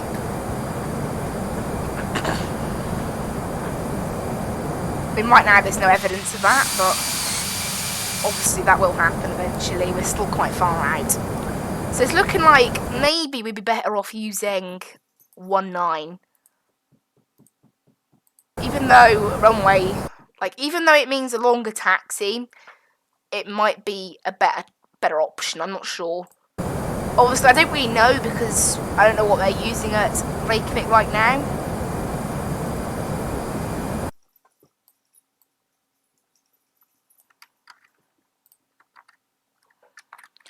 I'll ask the same question again on Unicom, see if I get any reply this time.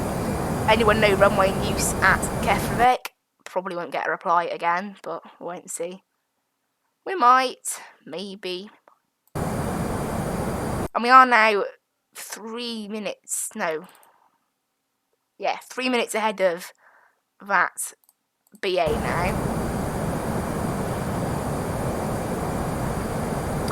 As I said, I'm a bit unsure whether to use 19.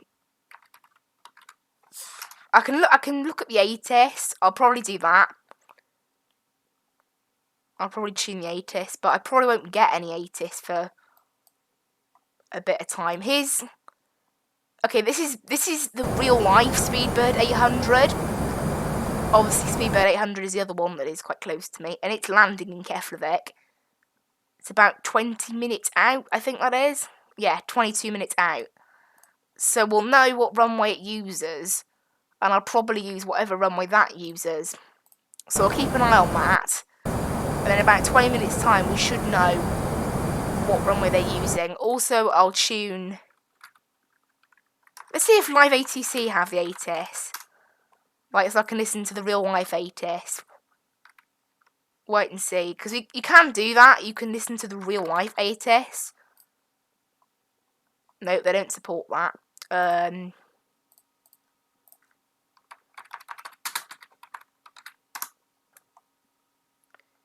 So this is what Sky Vector's saying. Sky Vector, obviously we'll just give me the frequency. 128.3. Oh wow. It's what we're already tuned to. There, what do you know? No 80s at the moment, sadly. I don't expect to be in range of it. We'll wait and see what the BA does. And then probably follow that. It's the only thing landing at Reykjavik for ages. So I'll probably just use whatever BA 800 in real life uses.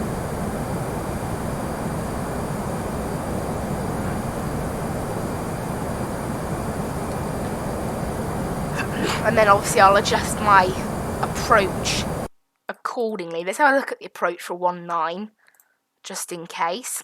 So we come in slightly, yeah, we're still quite strict altitude restrictions. It's the ASRun 2 kilo.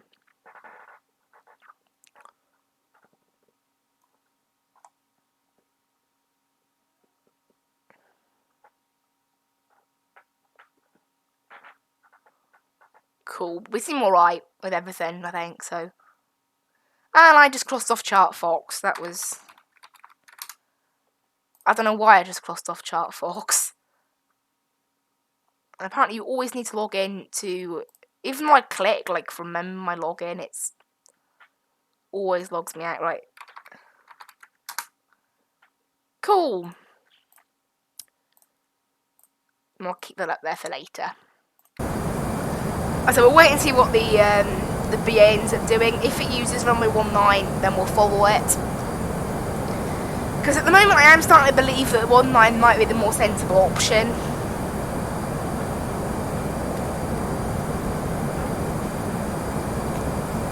any of these guys are on Unicom, because I'm getting no response. Oh well.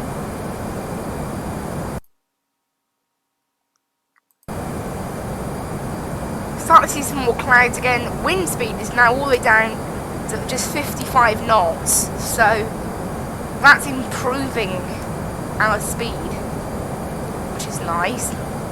180 nautical miles from Alban right now, as we are an hour and 20 minutes-ish into the flight. Wait, where is that BA? Let's have a look. 16 minutes to go it's got on its flight. And at the moment, I think it's just flying. It's at 26,000 feet, so it's probably not even flying the star yet. So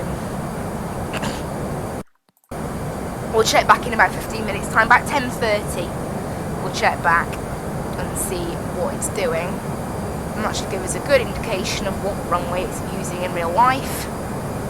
Yeah, it's a shame, obviously, there being no flights at these airports.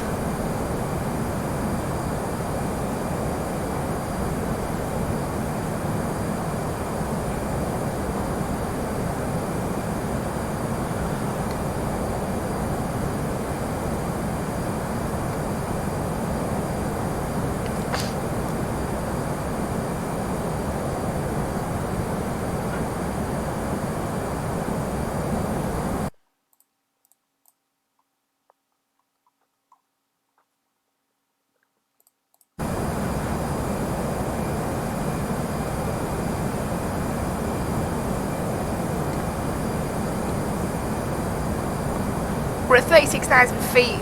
We're sort of chilling at the moment. The plane's looking pretty good. 290 miles to go, so we are pretty much direct to Reykjavik from here, which is nice. That's why I'd rather use 1.9's quicker. No, 2.8's quicker. So I'd rather use 2.8, but obviously we might have to use a different one in the end if it turns out, to benefit us more. Because looking at the wind, 1.9 is going to give us a headwind, which is what we want on landing.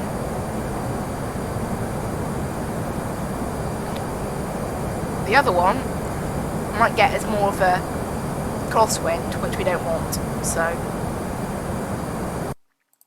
we'll wait and see what they use in real life. Obviously, Simbrief's planned as 2.8, but I don't really believe Simbrief. I don't suppose the BA's changed its route, no.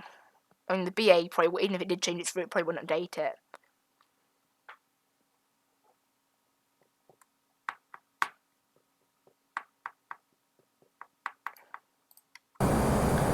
.160 nautical miles to Alden, and it's already gone beyond, what I said earlier, 9:35. So it's starting off at 9:32. We've already lost 4 minutes. Honestly, the way this thing calculates time is so bad. It's never right.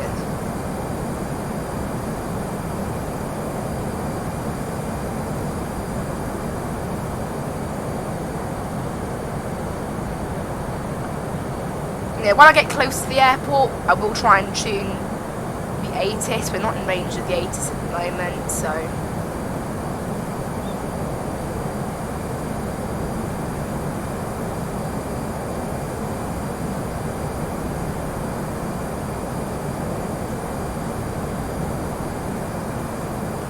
a bit more cloud now starting to appear. Hopefully we'll have no problem with wind. We'll wait and see. No ATC currently, Edinburgh Tower's still online.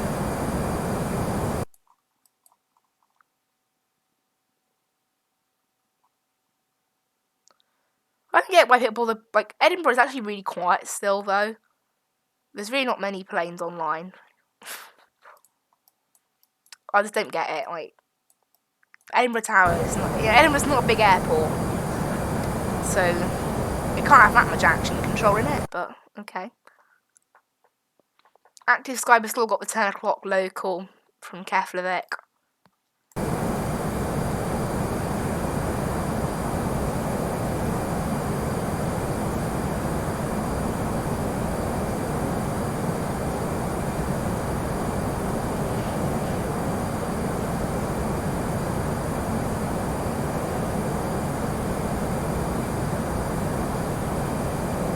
In terms of fuel, yeah, look, our estimated fuel on board as well. I mean, we started off at 4.5, it's now dropped to 3.6. That's how bad this thing. That's its fuel estimation skills do also cause problems. It's just like, oh my word, why is it so bad at estimating? It's like I'm putting in stuff wrong, but there's nothing else for me to input. I'm trying to move it and it literally says not allowed. Is what it's telling me. So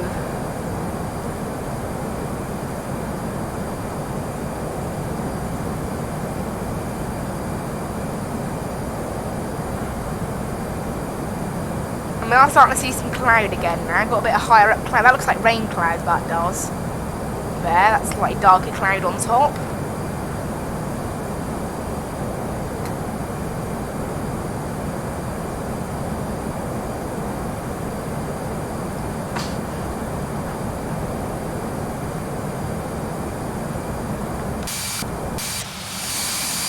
Yeah, no cloud back there. We didn't have any cloud for quite some time, but we're starting to get some more spawn in now.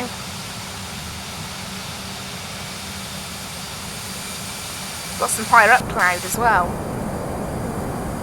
Like that cloud there.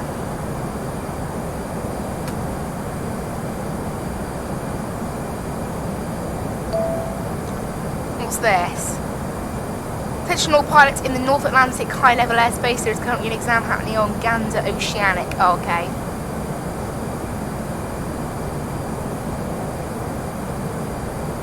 So that's to do with the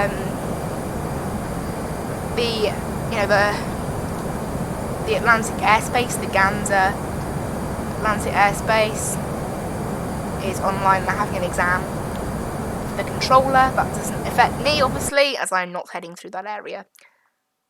We're currently 3 minutes ahead of that plane from Heathrow. Speaking of planes from Heathrow, how on earth is this Boeing? How's the BA doing? It's currently approaching. That looks almost like it's going, you can't tell actually what runway it's going for. How long's it got left on its flight?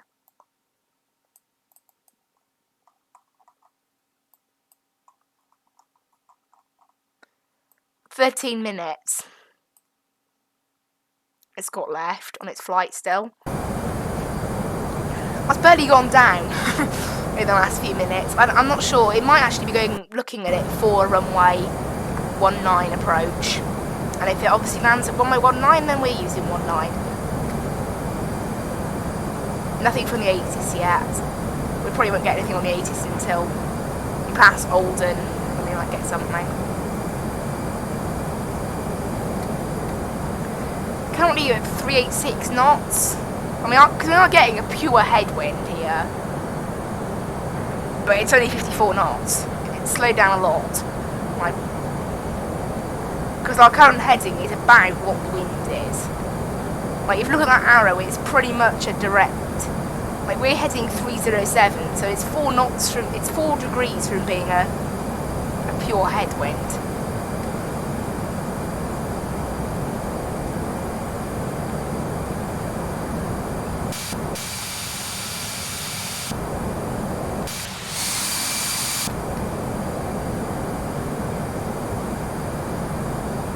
So the speed has dropped down to 385 knots again now.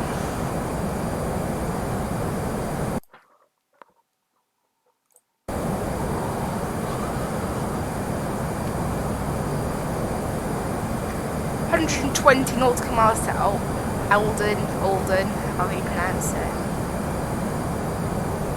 We might get some, the next 10 minutes we'll probably get some new weather through for Reykjavik.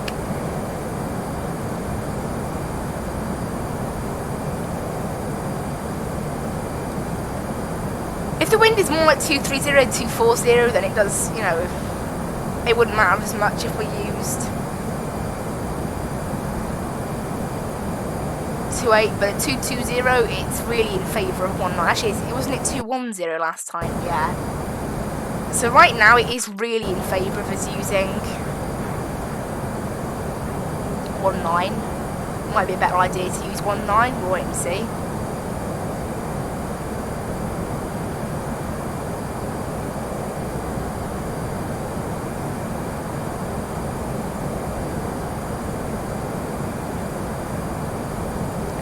Speed has now dropped to about 385, 384. And we have now got a total, look, 307, pure, pure headwind we're getting right now. That's not great, obviously. We don't want a total headwind. You know, a total tailwind would be much nicer.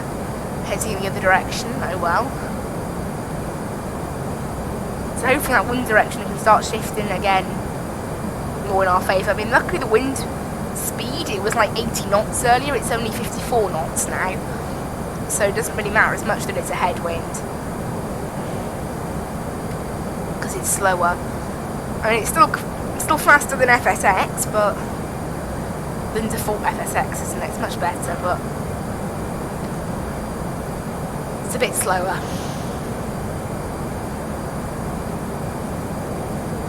So we've got an hour and a half into the flight, so I think we should be thinking about when we descended now.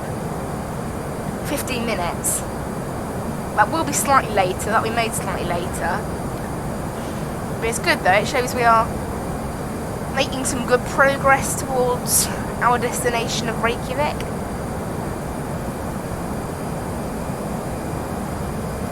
But sadly we're still 225 miles out, so I doubt we'll get an ATIS yet.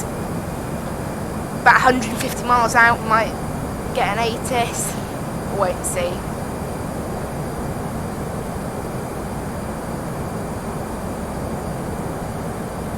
And QNH I'm pretty sure is still 1046, and the transition altitude I haven't checked, so let's go ahead and check that. It's 7,000. Okay.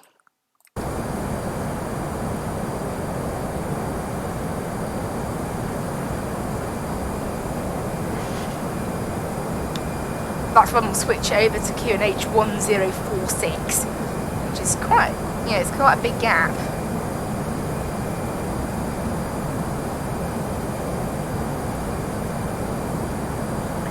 Do a quick check on that BA, see what it's doing.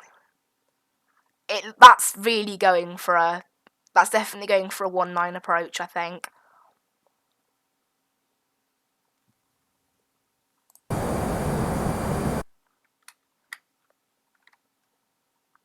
I'll try and send a private message to this BA if I can.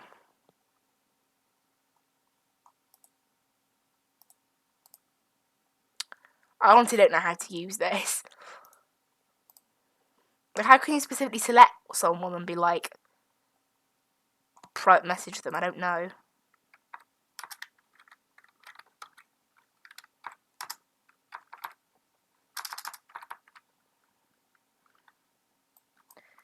I need to get better at using this.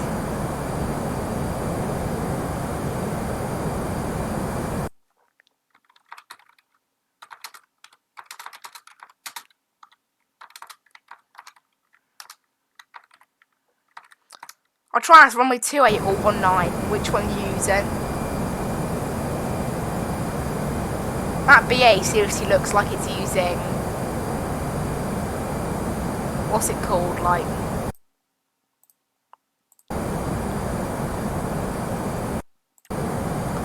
that BA does look like it's using, the real life BA looks like it's using, yeah, it's definitely using a 19, I can see it turning around now.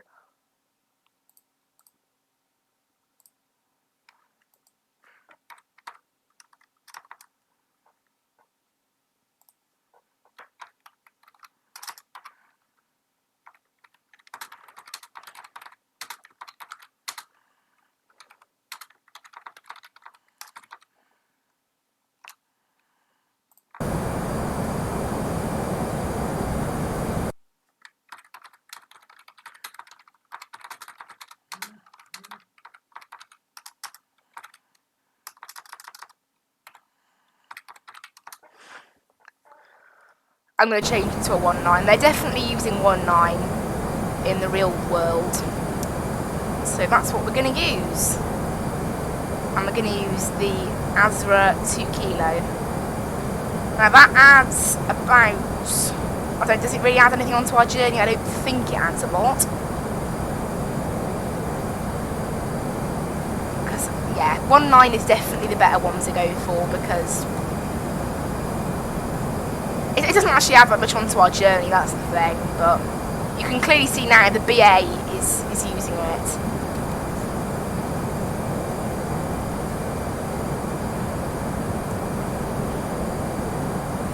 I would have rather used 2.8, but you know, I'll have a look at the. Will we have the 10:30 weather report? Not yet. We'll get it soon. But I am thinking, yeah, we're gonna have to use 2.8 because it seems silly to use. No, we don't have to use 1.9. It seems silly to use 2.8 now. Do I have to re-input half the stuff? No. Good.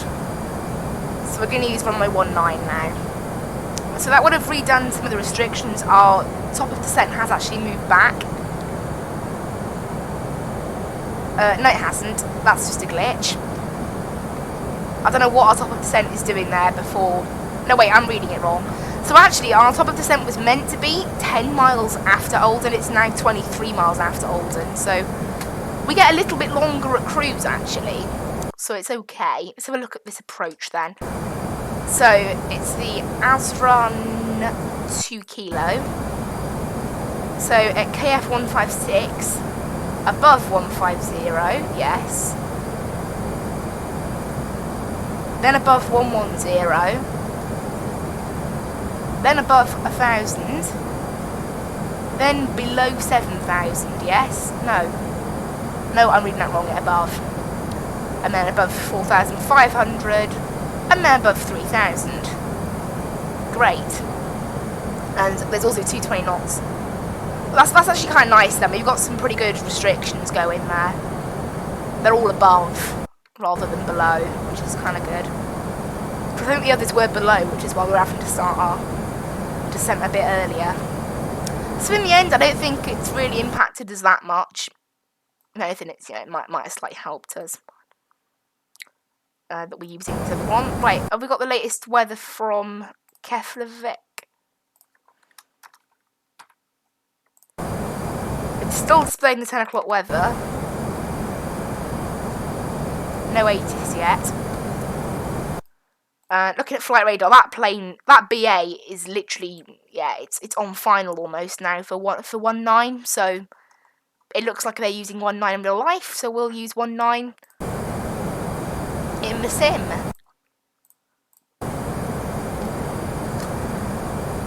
And there is a plane quite close by. What plane is that? I'm interested now. Is that the lot plane maybe? Yeah, that's probably the lot plane.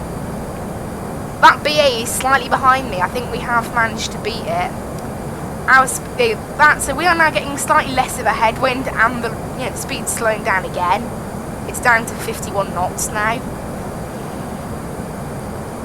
That's been the trend with the wind on this flight. Oh no, as soon as I say that, it goes up by 1 knot. Nice. Nice and funny game. It's how you be funny. There are some clouds now. Lots of clouds in the area. Once again. So we'll wait and see what we get.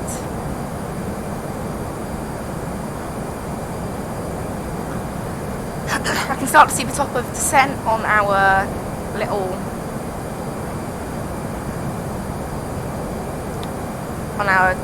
flight display. Cool. I'm hoping that BA is changing its mind about what runway it uses. Obviously, if we use separate runways, the runways do, they do cross each other. I doubt that would happen. Really, you'd have to be so precise for that to happen. And even if it did happen, there's no collisions, right?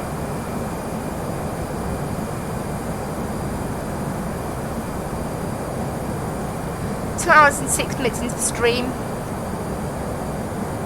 188 miles to go, so that it's pretty cool now. We are getting quite close. So in the end, I think, we were about 3 miles off being direct to Reykjavik. We're now more like 17 miles off, so we probably lost about 14 miles by taking this detour. But that is actually reflected in the top of descent as well. But it doesn't really matter. It's only about 14 miles. It's not anything massive, which is nice. Please say we have the 10:30 weather. Nope, we still don't, I don't think. Doesn't look like we do anyway. Nope, we don't.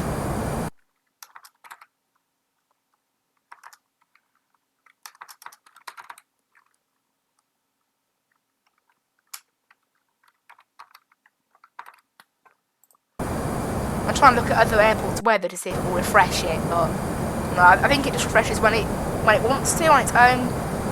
We'll probably see a weather update in the next 10 minutes or so.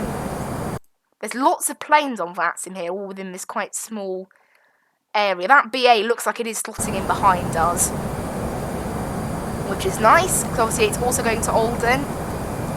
And in terms of speed, it's still slightly quicker than me, but not by much. See, like, our original ETA at Alden was 9:32. It's 9:40 now. That's how badly this Airbus, that's how bad this Airbus is at estimating. When we first took off, our estimated time of arrival was 9:44. It's out by a lot. Like, when the Airbus gives you an ETA on a destination, always expect it to take much longer than the Airbus says. It's never right, unfortunately. Right, have we had an update yet? Nope. Not yet. It's taking its time, that's for certain. It's 10:36. We lost a bit of altitude there. Was there like a little bit of turbulence or something? Well, I wasn't aware of.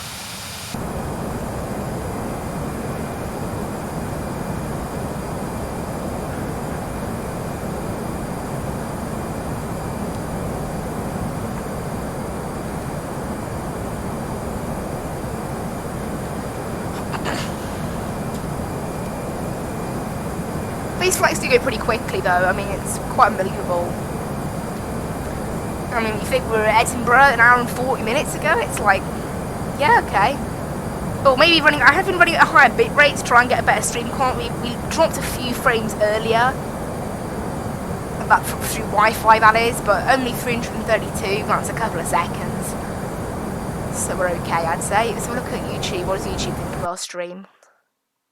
Stream health. Yeah, we've been good for stream health, so we're okay. We're alright.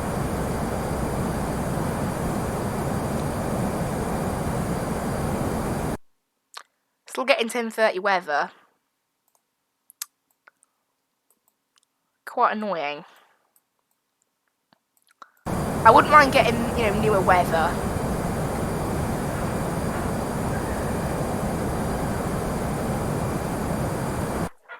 It's nice, we've clearly, we've slotted in pretty much now. You can see on here, that's the BA, that's us there. So we are much better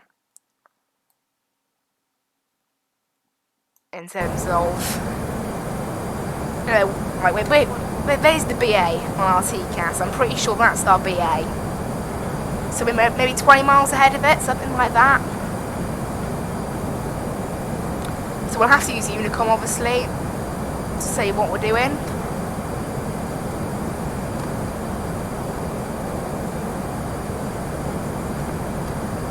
You can see the clouds. Right, have we got 10:30 weather yet? Nope. Really, I'm actually surprised. Like, you would have thought it'd be a bit quicker, wouldn't you? Let's try using VatSpy, and it's got weather from 9 o'clock as well, 9 o'clock Zulu. So it doesn't look like the 10:30 weather's out yet, unfortunately. Doesn't look like we've got it.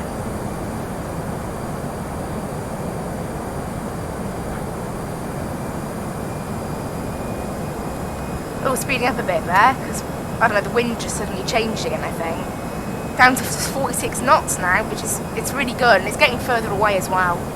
so it's becoming less of a headwind and starting to transition over to a crosswind, which is nice.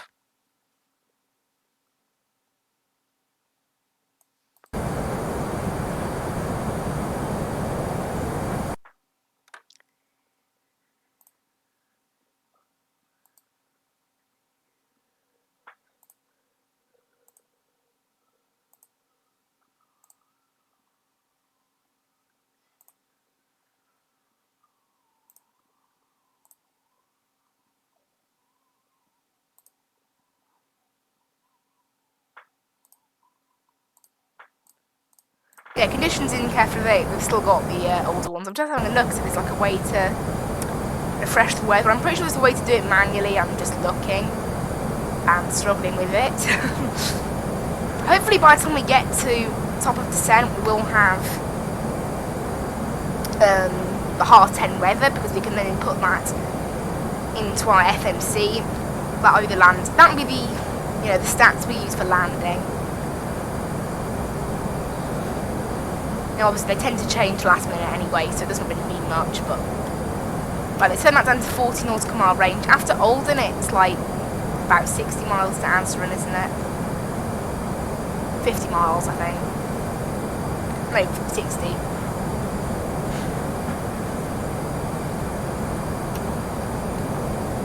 I can't see that BA anymore on our TCAS. I think that might be it, that little teeny dot down there. I'm pretty sure that's the BA.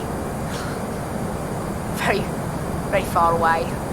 It's only playing within distance, though. Still no 10:30 weather. Nope. Interesting. Very interesting.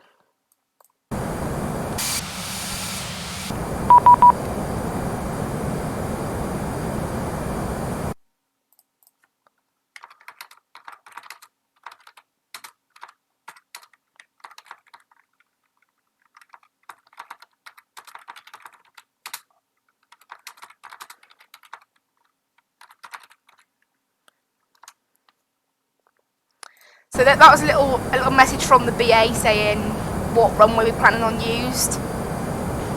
So I'm saying I'm going to use 19, because real world use 19. Looking at the wind, 19. There you go, they've just updated the wind, so this is what we're going to now input into our FMC.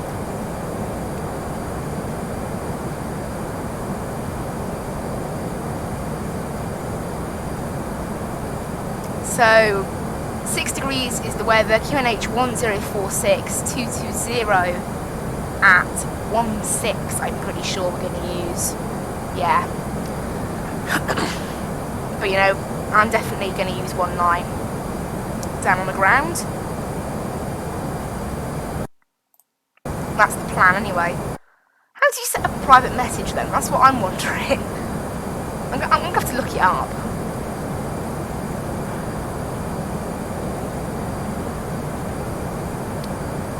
So cool, that's the weather we're using, so we don't have to worry about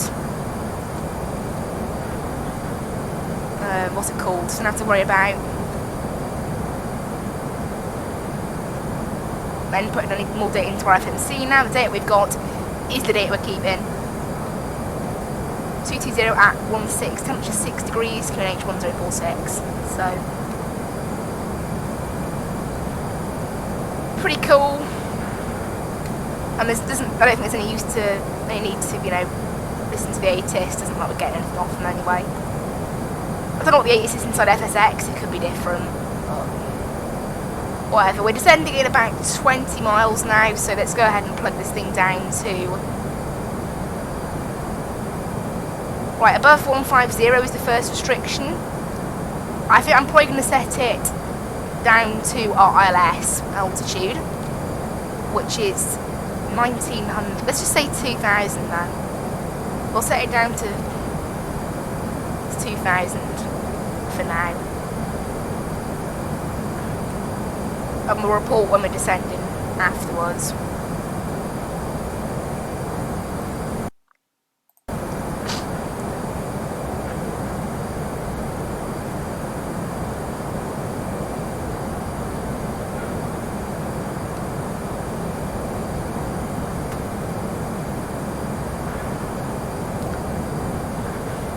So this stream could be quite long. We've reached 2017. We've got 120 nautical miles to go now. So I'm glad we're descending soonish. Should be on the ground in about 20 minutes, I think. So looks like the 2 hour and 10 minute flight time is going to come true. Right, let's knock this down to 20 nautical mile range, which is what we use for the landing, I think. Right, let's have an update on what we're going to do once we're on the ground. Then we'll get the ground chart up ready. So aerodrome chart. Obviously, originally it would have been a bit of a shorter taxi. I think we're going to try and vacate on Sierra. If not, we'll have to go all the way to the end and take Echo, and then head all the way down Echo into the terminal apron. That's the plan. Cool, we are just coming up on 5 nautical miles from descent, so let's get our descent message ready. So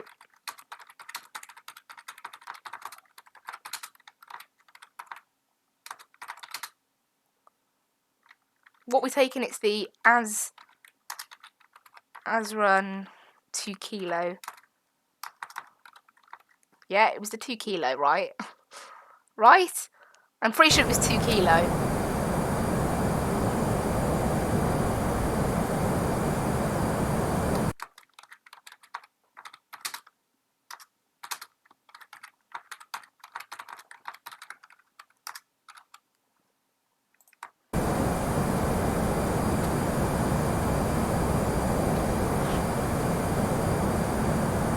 So there's currently 1 plane on the ground, there's 2 planes on the ground, 1 arriving, 1 departing at Keflavik. Right, let's knock in that.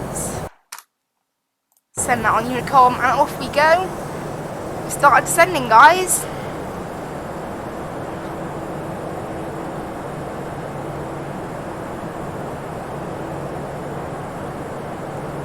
Hopefully we won't meet any weather problems on our way down.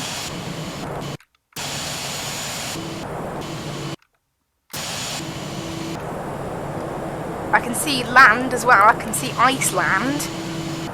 That's just really annoying, isn't it? But it's good though, we can see Iceland. Looks like the plane's planning quite a slow descent at the moment. We'll wait and see what we end up with, I guess, in terms of the descent, but for now the plane seems to be managing it okay, so we'll just sort of let it handle it, I guess. Hopefully the wind will start to die down as we descend. You know, as we get lower, the wind does tend to die down, and the temperatures tend to get warmer. Now, in terms of, it looks like we've only got clouds, no rain reported. So hopefully it'll be nice and dry. We've got clouds, few at 900 feet, scattered at 2,000 feet, broken at 2,800 feet. So we might have some clouds. So we break out the main clouds at about 2,800 feet, and then there's a couple later on. Oh, there's Skytrack moaning at me.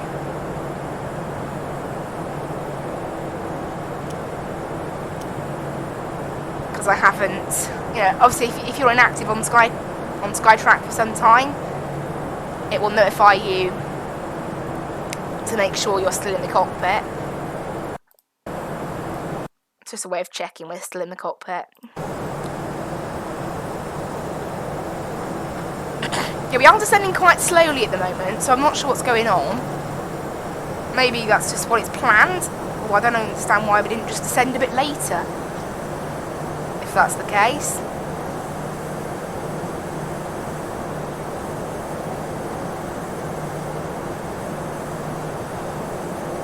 We've descended about 5,000 feet so far, so pretty good. And then obviously about 7,000 feet, which is our transition altitude. QNH 1046, so quite some trip up the QNH scale, isn't it? Let's set this one to QNH 1046 so we can see what altitude we'll be at.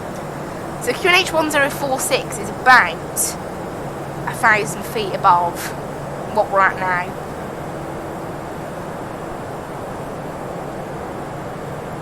Passing 30,000 feet.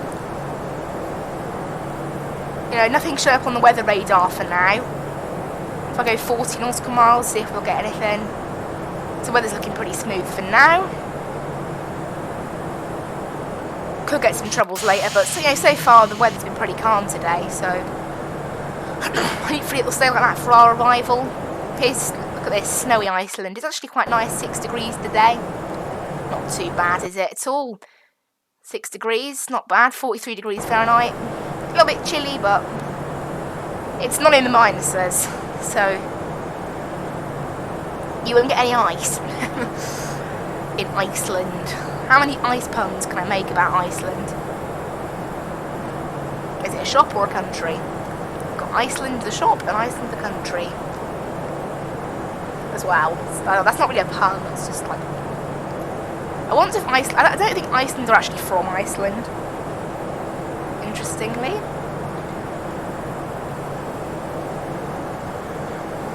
So we're around 54 minutes into the flight. That BA is just behind us. And it has started descending. Well, it's at 18,000 feet.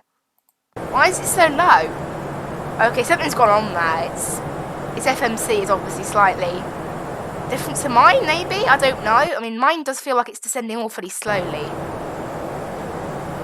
But actually, that makes sense, though. Is it KF156? You have to be above 15,000 anyway. So there's no point descending that early. At this point here, we have to be above 15,000. So unless it's just going to sit at 15,000 for ages, which I guess it could do, well, that seems a bit of a waste of time. May as well have a bit longer at cruise, really. Right, I can start seeing these clouds. Obviously, this is what happens when we do start to get closer to the ground. We get to see these clouds a bit more close up. We might get involved with some of the clouds. Hopefully we can mostly remain calm with the clouds. They won't bother us, we won't bother them. We'll wait and see. Yeah, so the plane taking off from Reykjavik is using that. Oh, the flight that just landed from Copenhagen in Reykjavik is actually going back to Copenhagen. Copenhagen's quite a long flight, isn't it? Like, yeah, it's like 1,200 miles that's registering. Well, she's done a 1,200-mile flight there and then going back. That's a bit much. That's a bit much, flight simming for a day. I mean, flight simming's fun, but that's a lot. When I pretend that, I mean, I probably would do the flight back to Edinburgh if I could. I probably could definitely do the flight back. Good fun. We've got a bit of a headwind still. It's only down. It's down to just 40 knots now. It's a little bit better.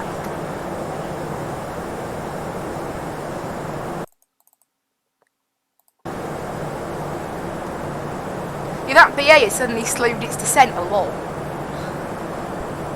Also, I think my altitude is slightly out, possibly.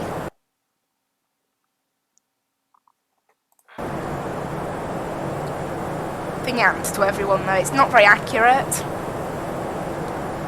Vatsim, obviously, because Vatsim uses whatever QNH it is on the ground, and obviously that doesn't really apply to us until a certain altitude in the air.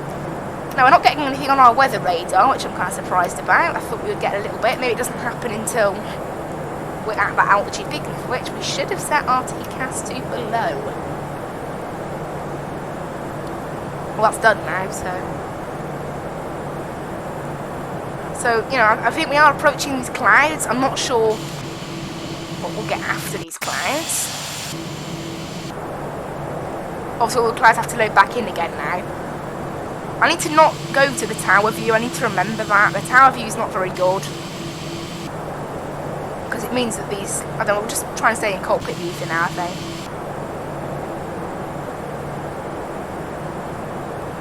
It looks like we'll safely be above 1,500 feet.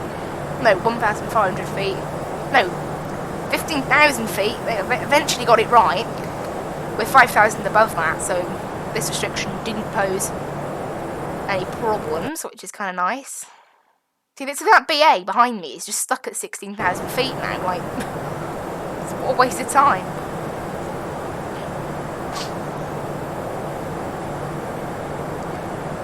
Right, now we're starting to enter these clouds.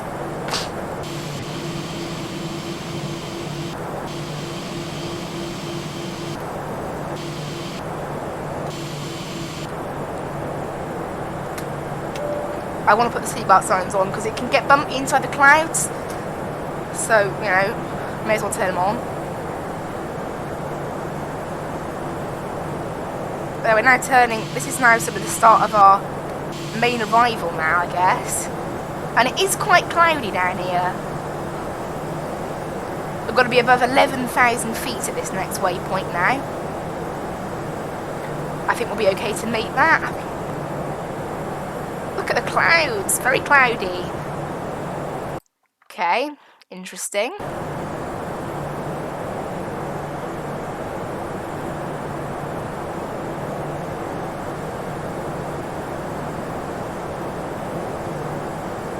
Are we getting anything off the ATIS? Oh, I forgot, I detuned the ATIS. Nothing. So in FSX it's probably a different frequency. Because obviously the frequencies do change. And, you know, FSX, the data's quite old. So the ATIS in FSX is probably something totally different. And I'm not aware of that. So we'll go with, I don't know, we might end up being slightly past the 2 hour 10 minute mark for the flight. Obviously we have had to change our approach. So the time given there was for the other approach. So it's not 100% accurate. That BA is literally just behind us. According to this, it's 3 minutes behind us. According to Vatsim. Right, we're entering the clouds now. Pretty much. And when we come out the other side, we might get to see Reykjavik. Depends on how thick the clouds end up being. They don't look too thick because I can still see down. I can still see that small bit, so it's not that bad.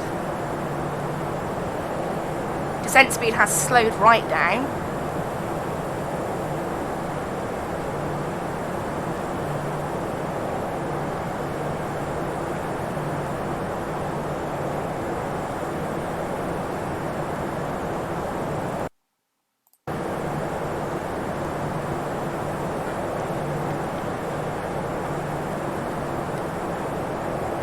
So we're approaching these clouds now. I thought we'd be in these clouds a little bit further back, really.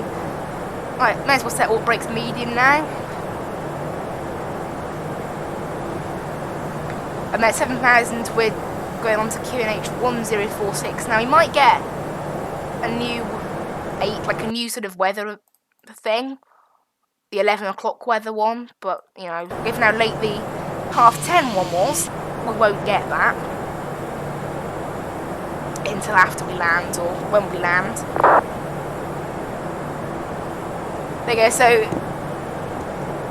Iceland Air Flight 466 is lining up runway 19 at Reykjavik, so that plane will be out of here before we have any problems with it. Now again, this 11,000 restriction won't be a problem at Ravla. At KF 158 though, that restriction could be a bit of a problem. And we are now entering the clouds. And they do appear a bit thicker when you're this close to them.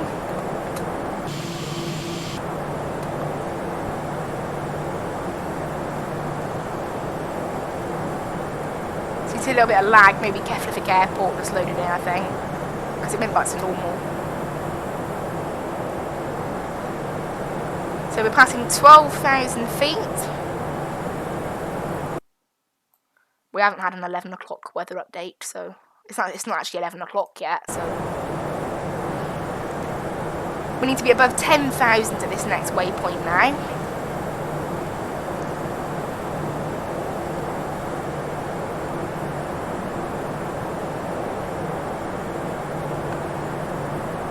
And it's above 7,000 at the next one. Now once that Iceland Air leaves, I'm surprised it hasn't been picked up on the radar as left yet, because it said it was taking off. Right, there's 11,000. This thing's going to want to slow down now.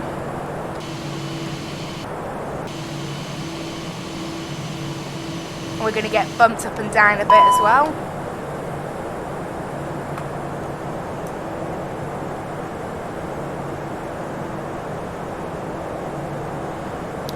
We've slowed it down to 250 knots. This thing's actually starting to slow down its climb because we had to be at 10,000 for this waypoint.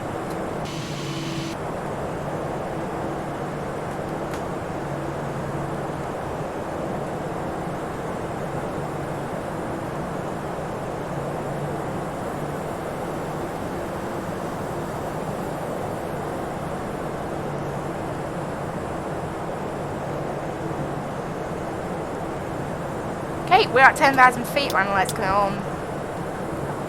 So you can wait till a fresh mug of tea has been delivered.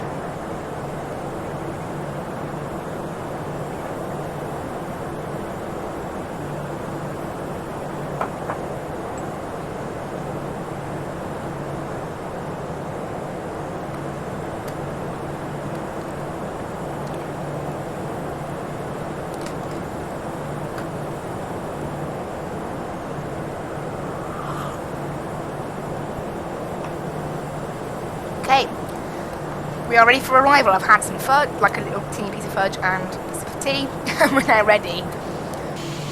Well, a bit of turbulence, obviously, kind of expected. There's the Iceland there, that's just left. Try and stay away from it. We'll have to wait and see. It's a 737, so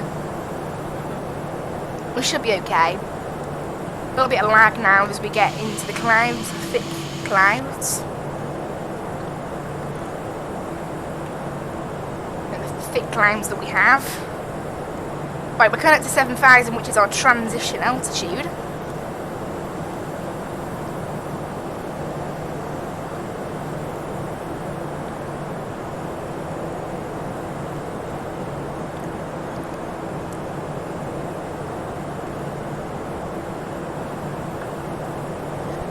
So we're coming up on 7,000 restriction now. That can go into 10 nautical mile range. Have we had a 11 o'clock weather report? No, we haven't. So we are keeping the data that's in our FMC. Right, now to go over to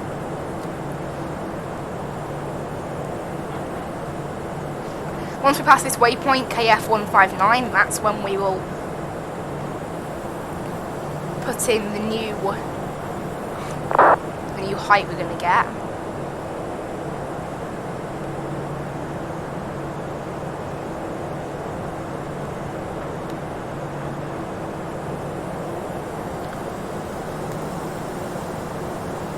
There it is, QNH 1046. That's going to get this to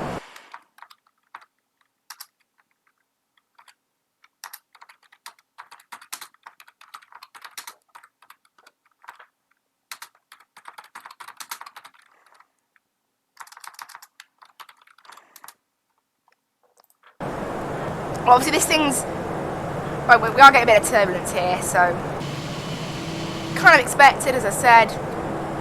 This thing has really sped up its descent, obviously because we had to swap QNH level.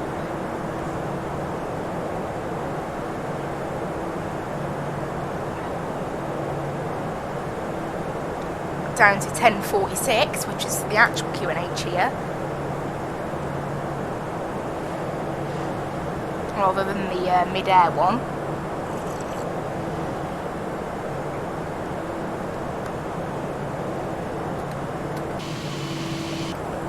Looks like we're breaking through the main part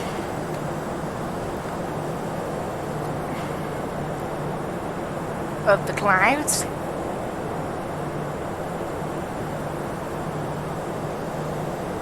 There's also a 220 knot speed restriction. Oh, I can see our plane pushing the clouds. Look at us pushing the clouds out of the way. So powerful. Yeah, maybe.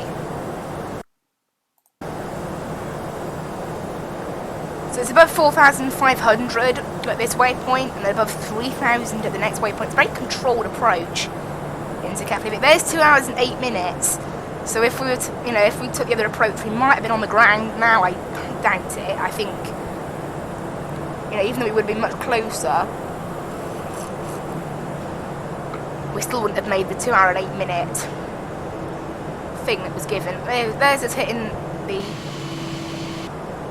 clouds and then back into some thick clouds again. Hopefully we'll be able to see the runway by the time we come round to it. But right now, all I can see is cloud. Can't see anything else.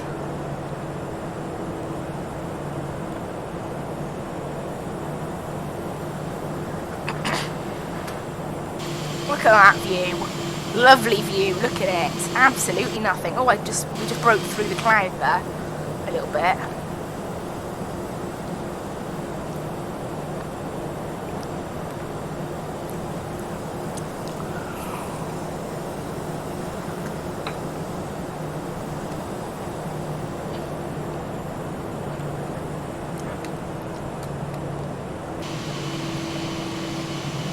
Right, so we're going to turn to the left now.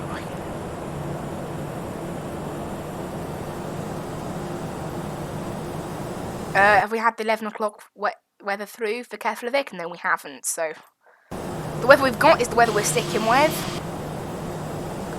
Plane has turned itself to the left. There's one plane on the ground at Reykjavik.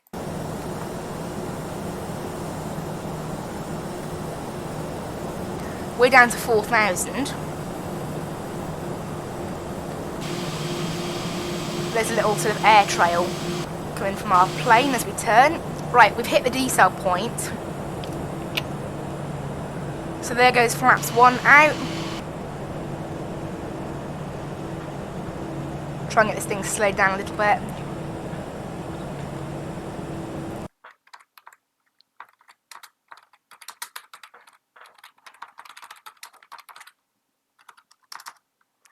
ILS 19. Okay. Right. This can be knocked down to 1,800.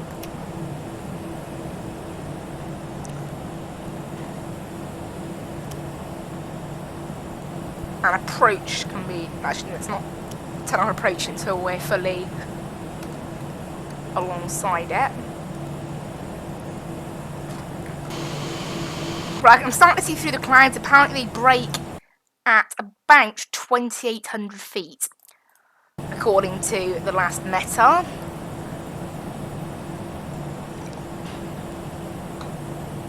And there'll be a few scattered ones on our way to landing, but the important thing is they should start to clear at about 2,800 feet. And obviously that's kind of evident there, but we'll wait and see.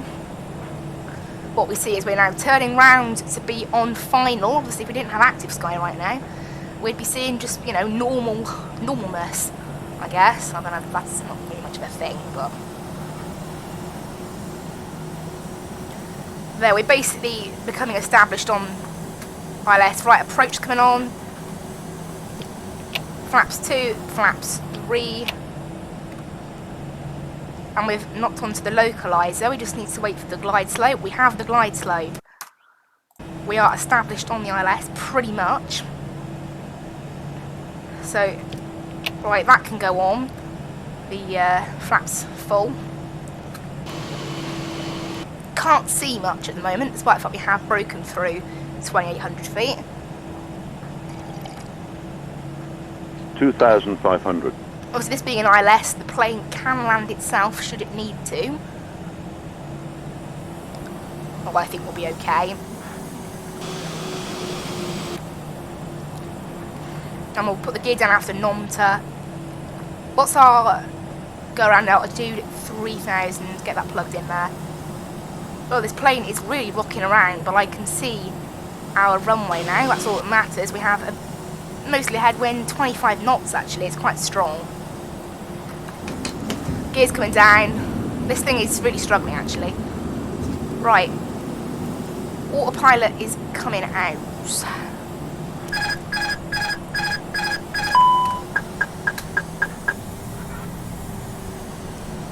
Right, let's try and get this thing down on the ground successfully.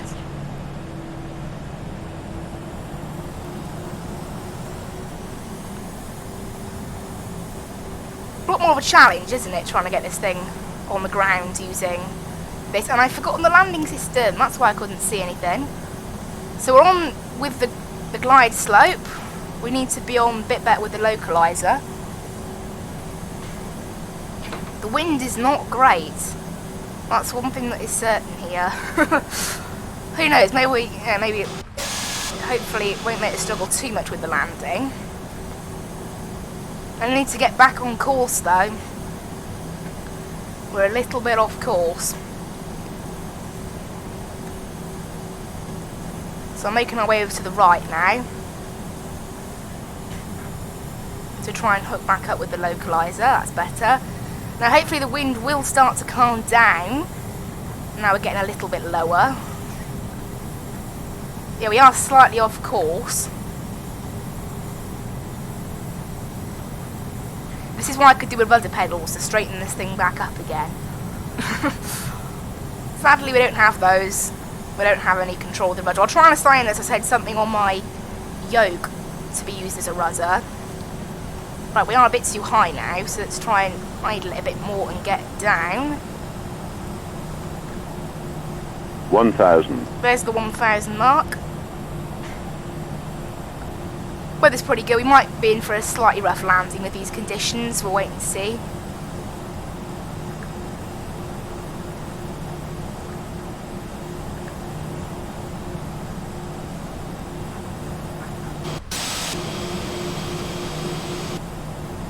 We are being knocked around a little bit. Not bad though. 18 knots now, the wind. So the wind's starting to die down a bit as we get closer 500. to the surface. For some reason the game's saying we're slightly too high. I'd say we're alright. Personally. Feels okay. 400.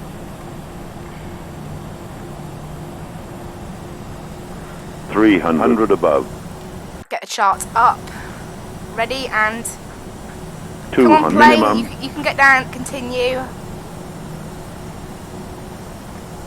100. 70. 60. Bit off the 50, centre line, but not too 40, bad. 30. 20. Retard. 10. 5. Come on. Right, we're down. Reverse coming out. Hello, everyone, and welcome. We'll wait and see what that FPM was by myself. Whoa, they go. Manual braking. This thing's going all over the place. Wow. Right. This is coming out. Stop the clock there. 2 hours, 16 minutes. Everyone, hello and welcome to Reykjavik.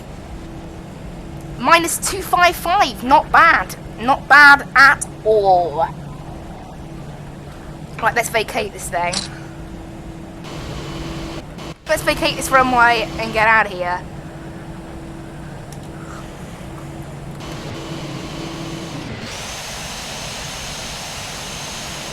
We want to vacate here to the right on Sierra 2.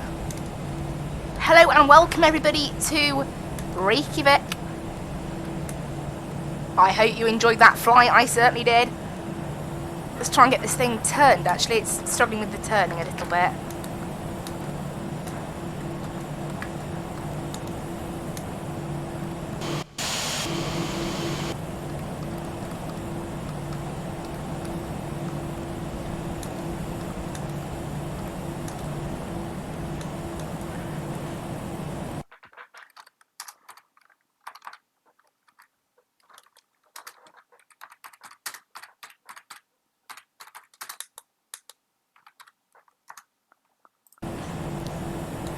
Right, we're going to taxi to the gate now. Right, okay, so we're going to head straight down here. Head straight down Echo now.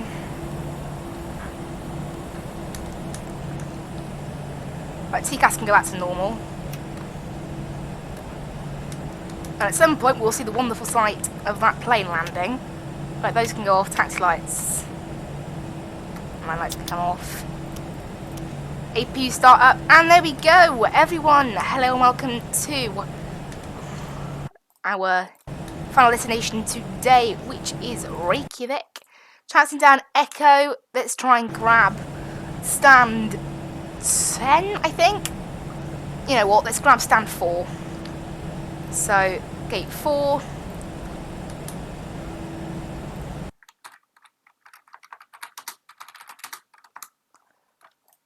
Marshal has been dispatched on site. Cool. Right, those charts can go now. Don't need them. Hello and welcome everyone. Flight time today, 2 hours and 16 minutes. Not bad. Minus 255 on the FPM. 2 hours and 16 minutes, about 8 minutes longer than planned. Not too bad, if I don't say so myself. Not bad at all. Landed with good fuel to spare. OPU's turned on. Gonna go ahead and head over to the airport. So we should see a BA appear any time now. And that will be the BA that was, you know, practically us two followed each other around the whole route today. Lots of cloud. We are getting like 20 FPS unfortunately. It's like an extra little runway here, look. Interesting. We won't see that BA pop up for quite some time. There they are. About 5 miles out. So in the end we did land quite far ahead of them. Not bad for my first sort of like windy approach. It means fudge. Fudge is a delicious treat. It's very nice. Okay, so this is not the one we want, I don't believe. No, this is Kilo. We want November, which is the next one. I'm expecting to see that BA anytime now. It's 1,400 feet above us. So we're here in this month's Fly UK featured airport. If you are a member of Fly UK, I suggest you fly here. It's actually a lovely flight down here from Edinburgh. Obviously Edinburgh being the shortest way you can get down here. Obviously the flight did take, you know, surprisingly long. We only flew 786 miles and it took us like 2 hours 20 minutes because of the conditions today. Here you go, here's November. Go left onto that, head into the airport, and our gate should be about there. I don't know, was that... It did look a bit then like that SAS was parked there, so we might have to change.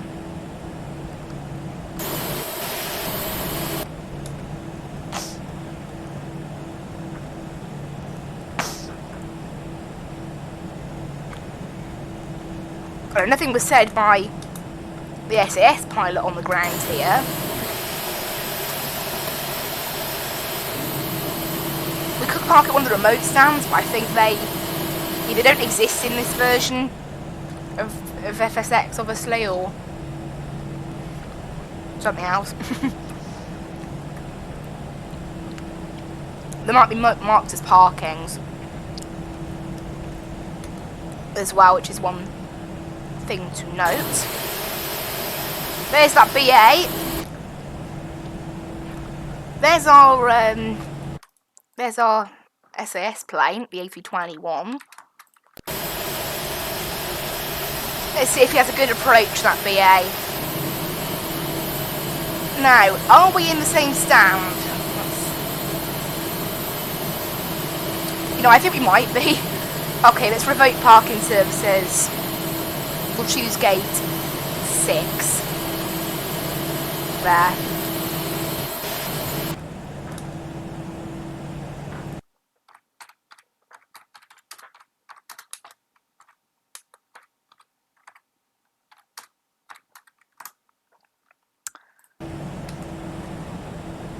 Here we are, taxiing in. Does that BA get down safely? Yeah, looks like it. And yeah, as I thought, the remote stands don't exist here in this game, obviously.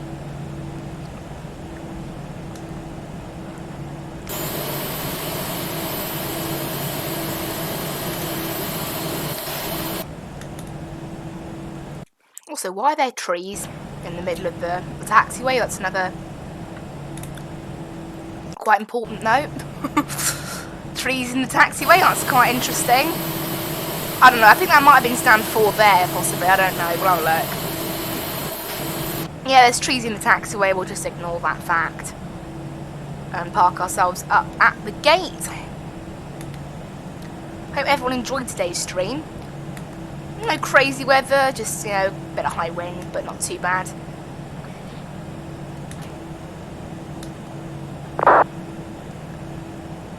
Yeah, so they were at stand 4 SAS, so that's why I changed to stand 6.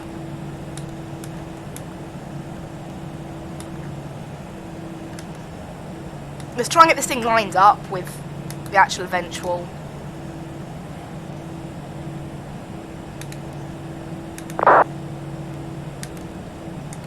That seems pretty good, I think.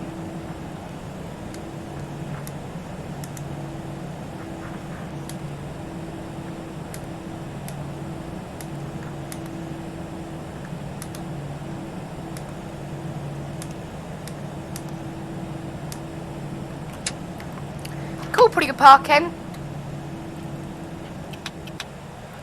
Engines coming off. Very good parking, that's what I like to hear. Hello and welcome everybody to Reykjavik. Pretty good, let's get the doors open. Not, oh dear. Rep.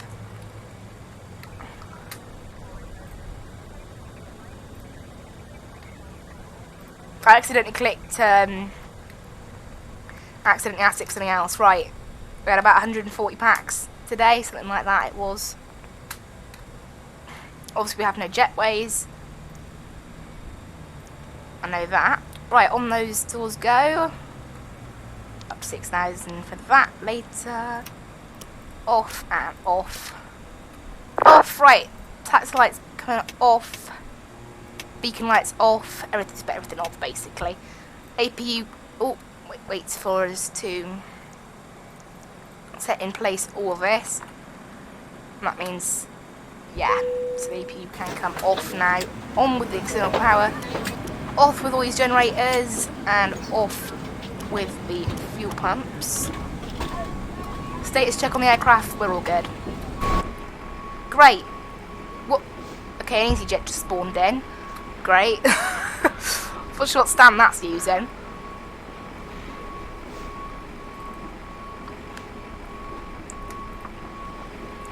That's Vatsim for you, I guess.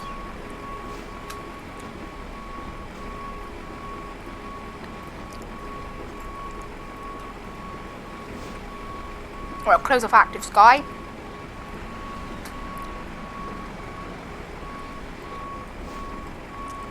Yeah, maybe I should do this after we shut off the sim.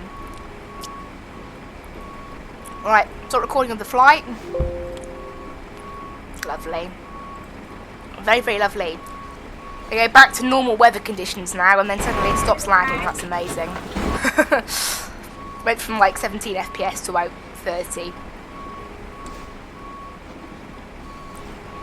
This is what it would have looked like on a sunny day, but obviously we don't like that, do we? We like active sky. Anyway guys, thank you so much for watching. Right, let's just go ahead and disconnect ourselves from Vatsim and cross all this stuff off.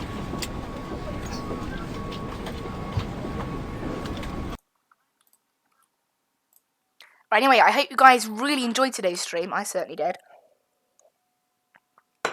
Yeah, a bit interesting. We don't normally do a stream on a Sunday morning, but yeah, you can expect a stream on a Sunday morning for the upcoming couple of weeks now, really.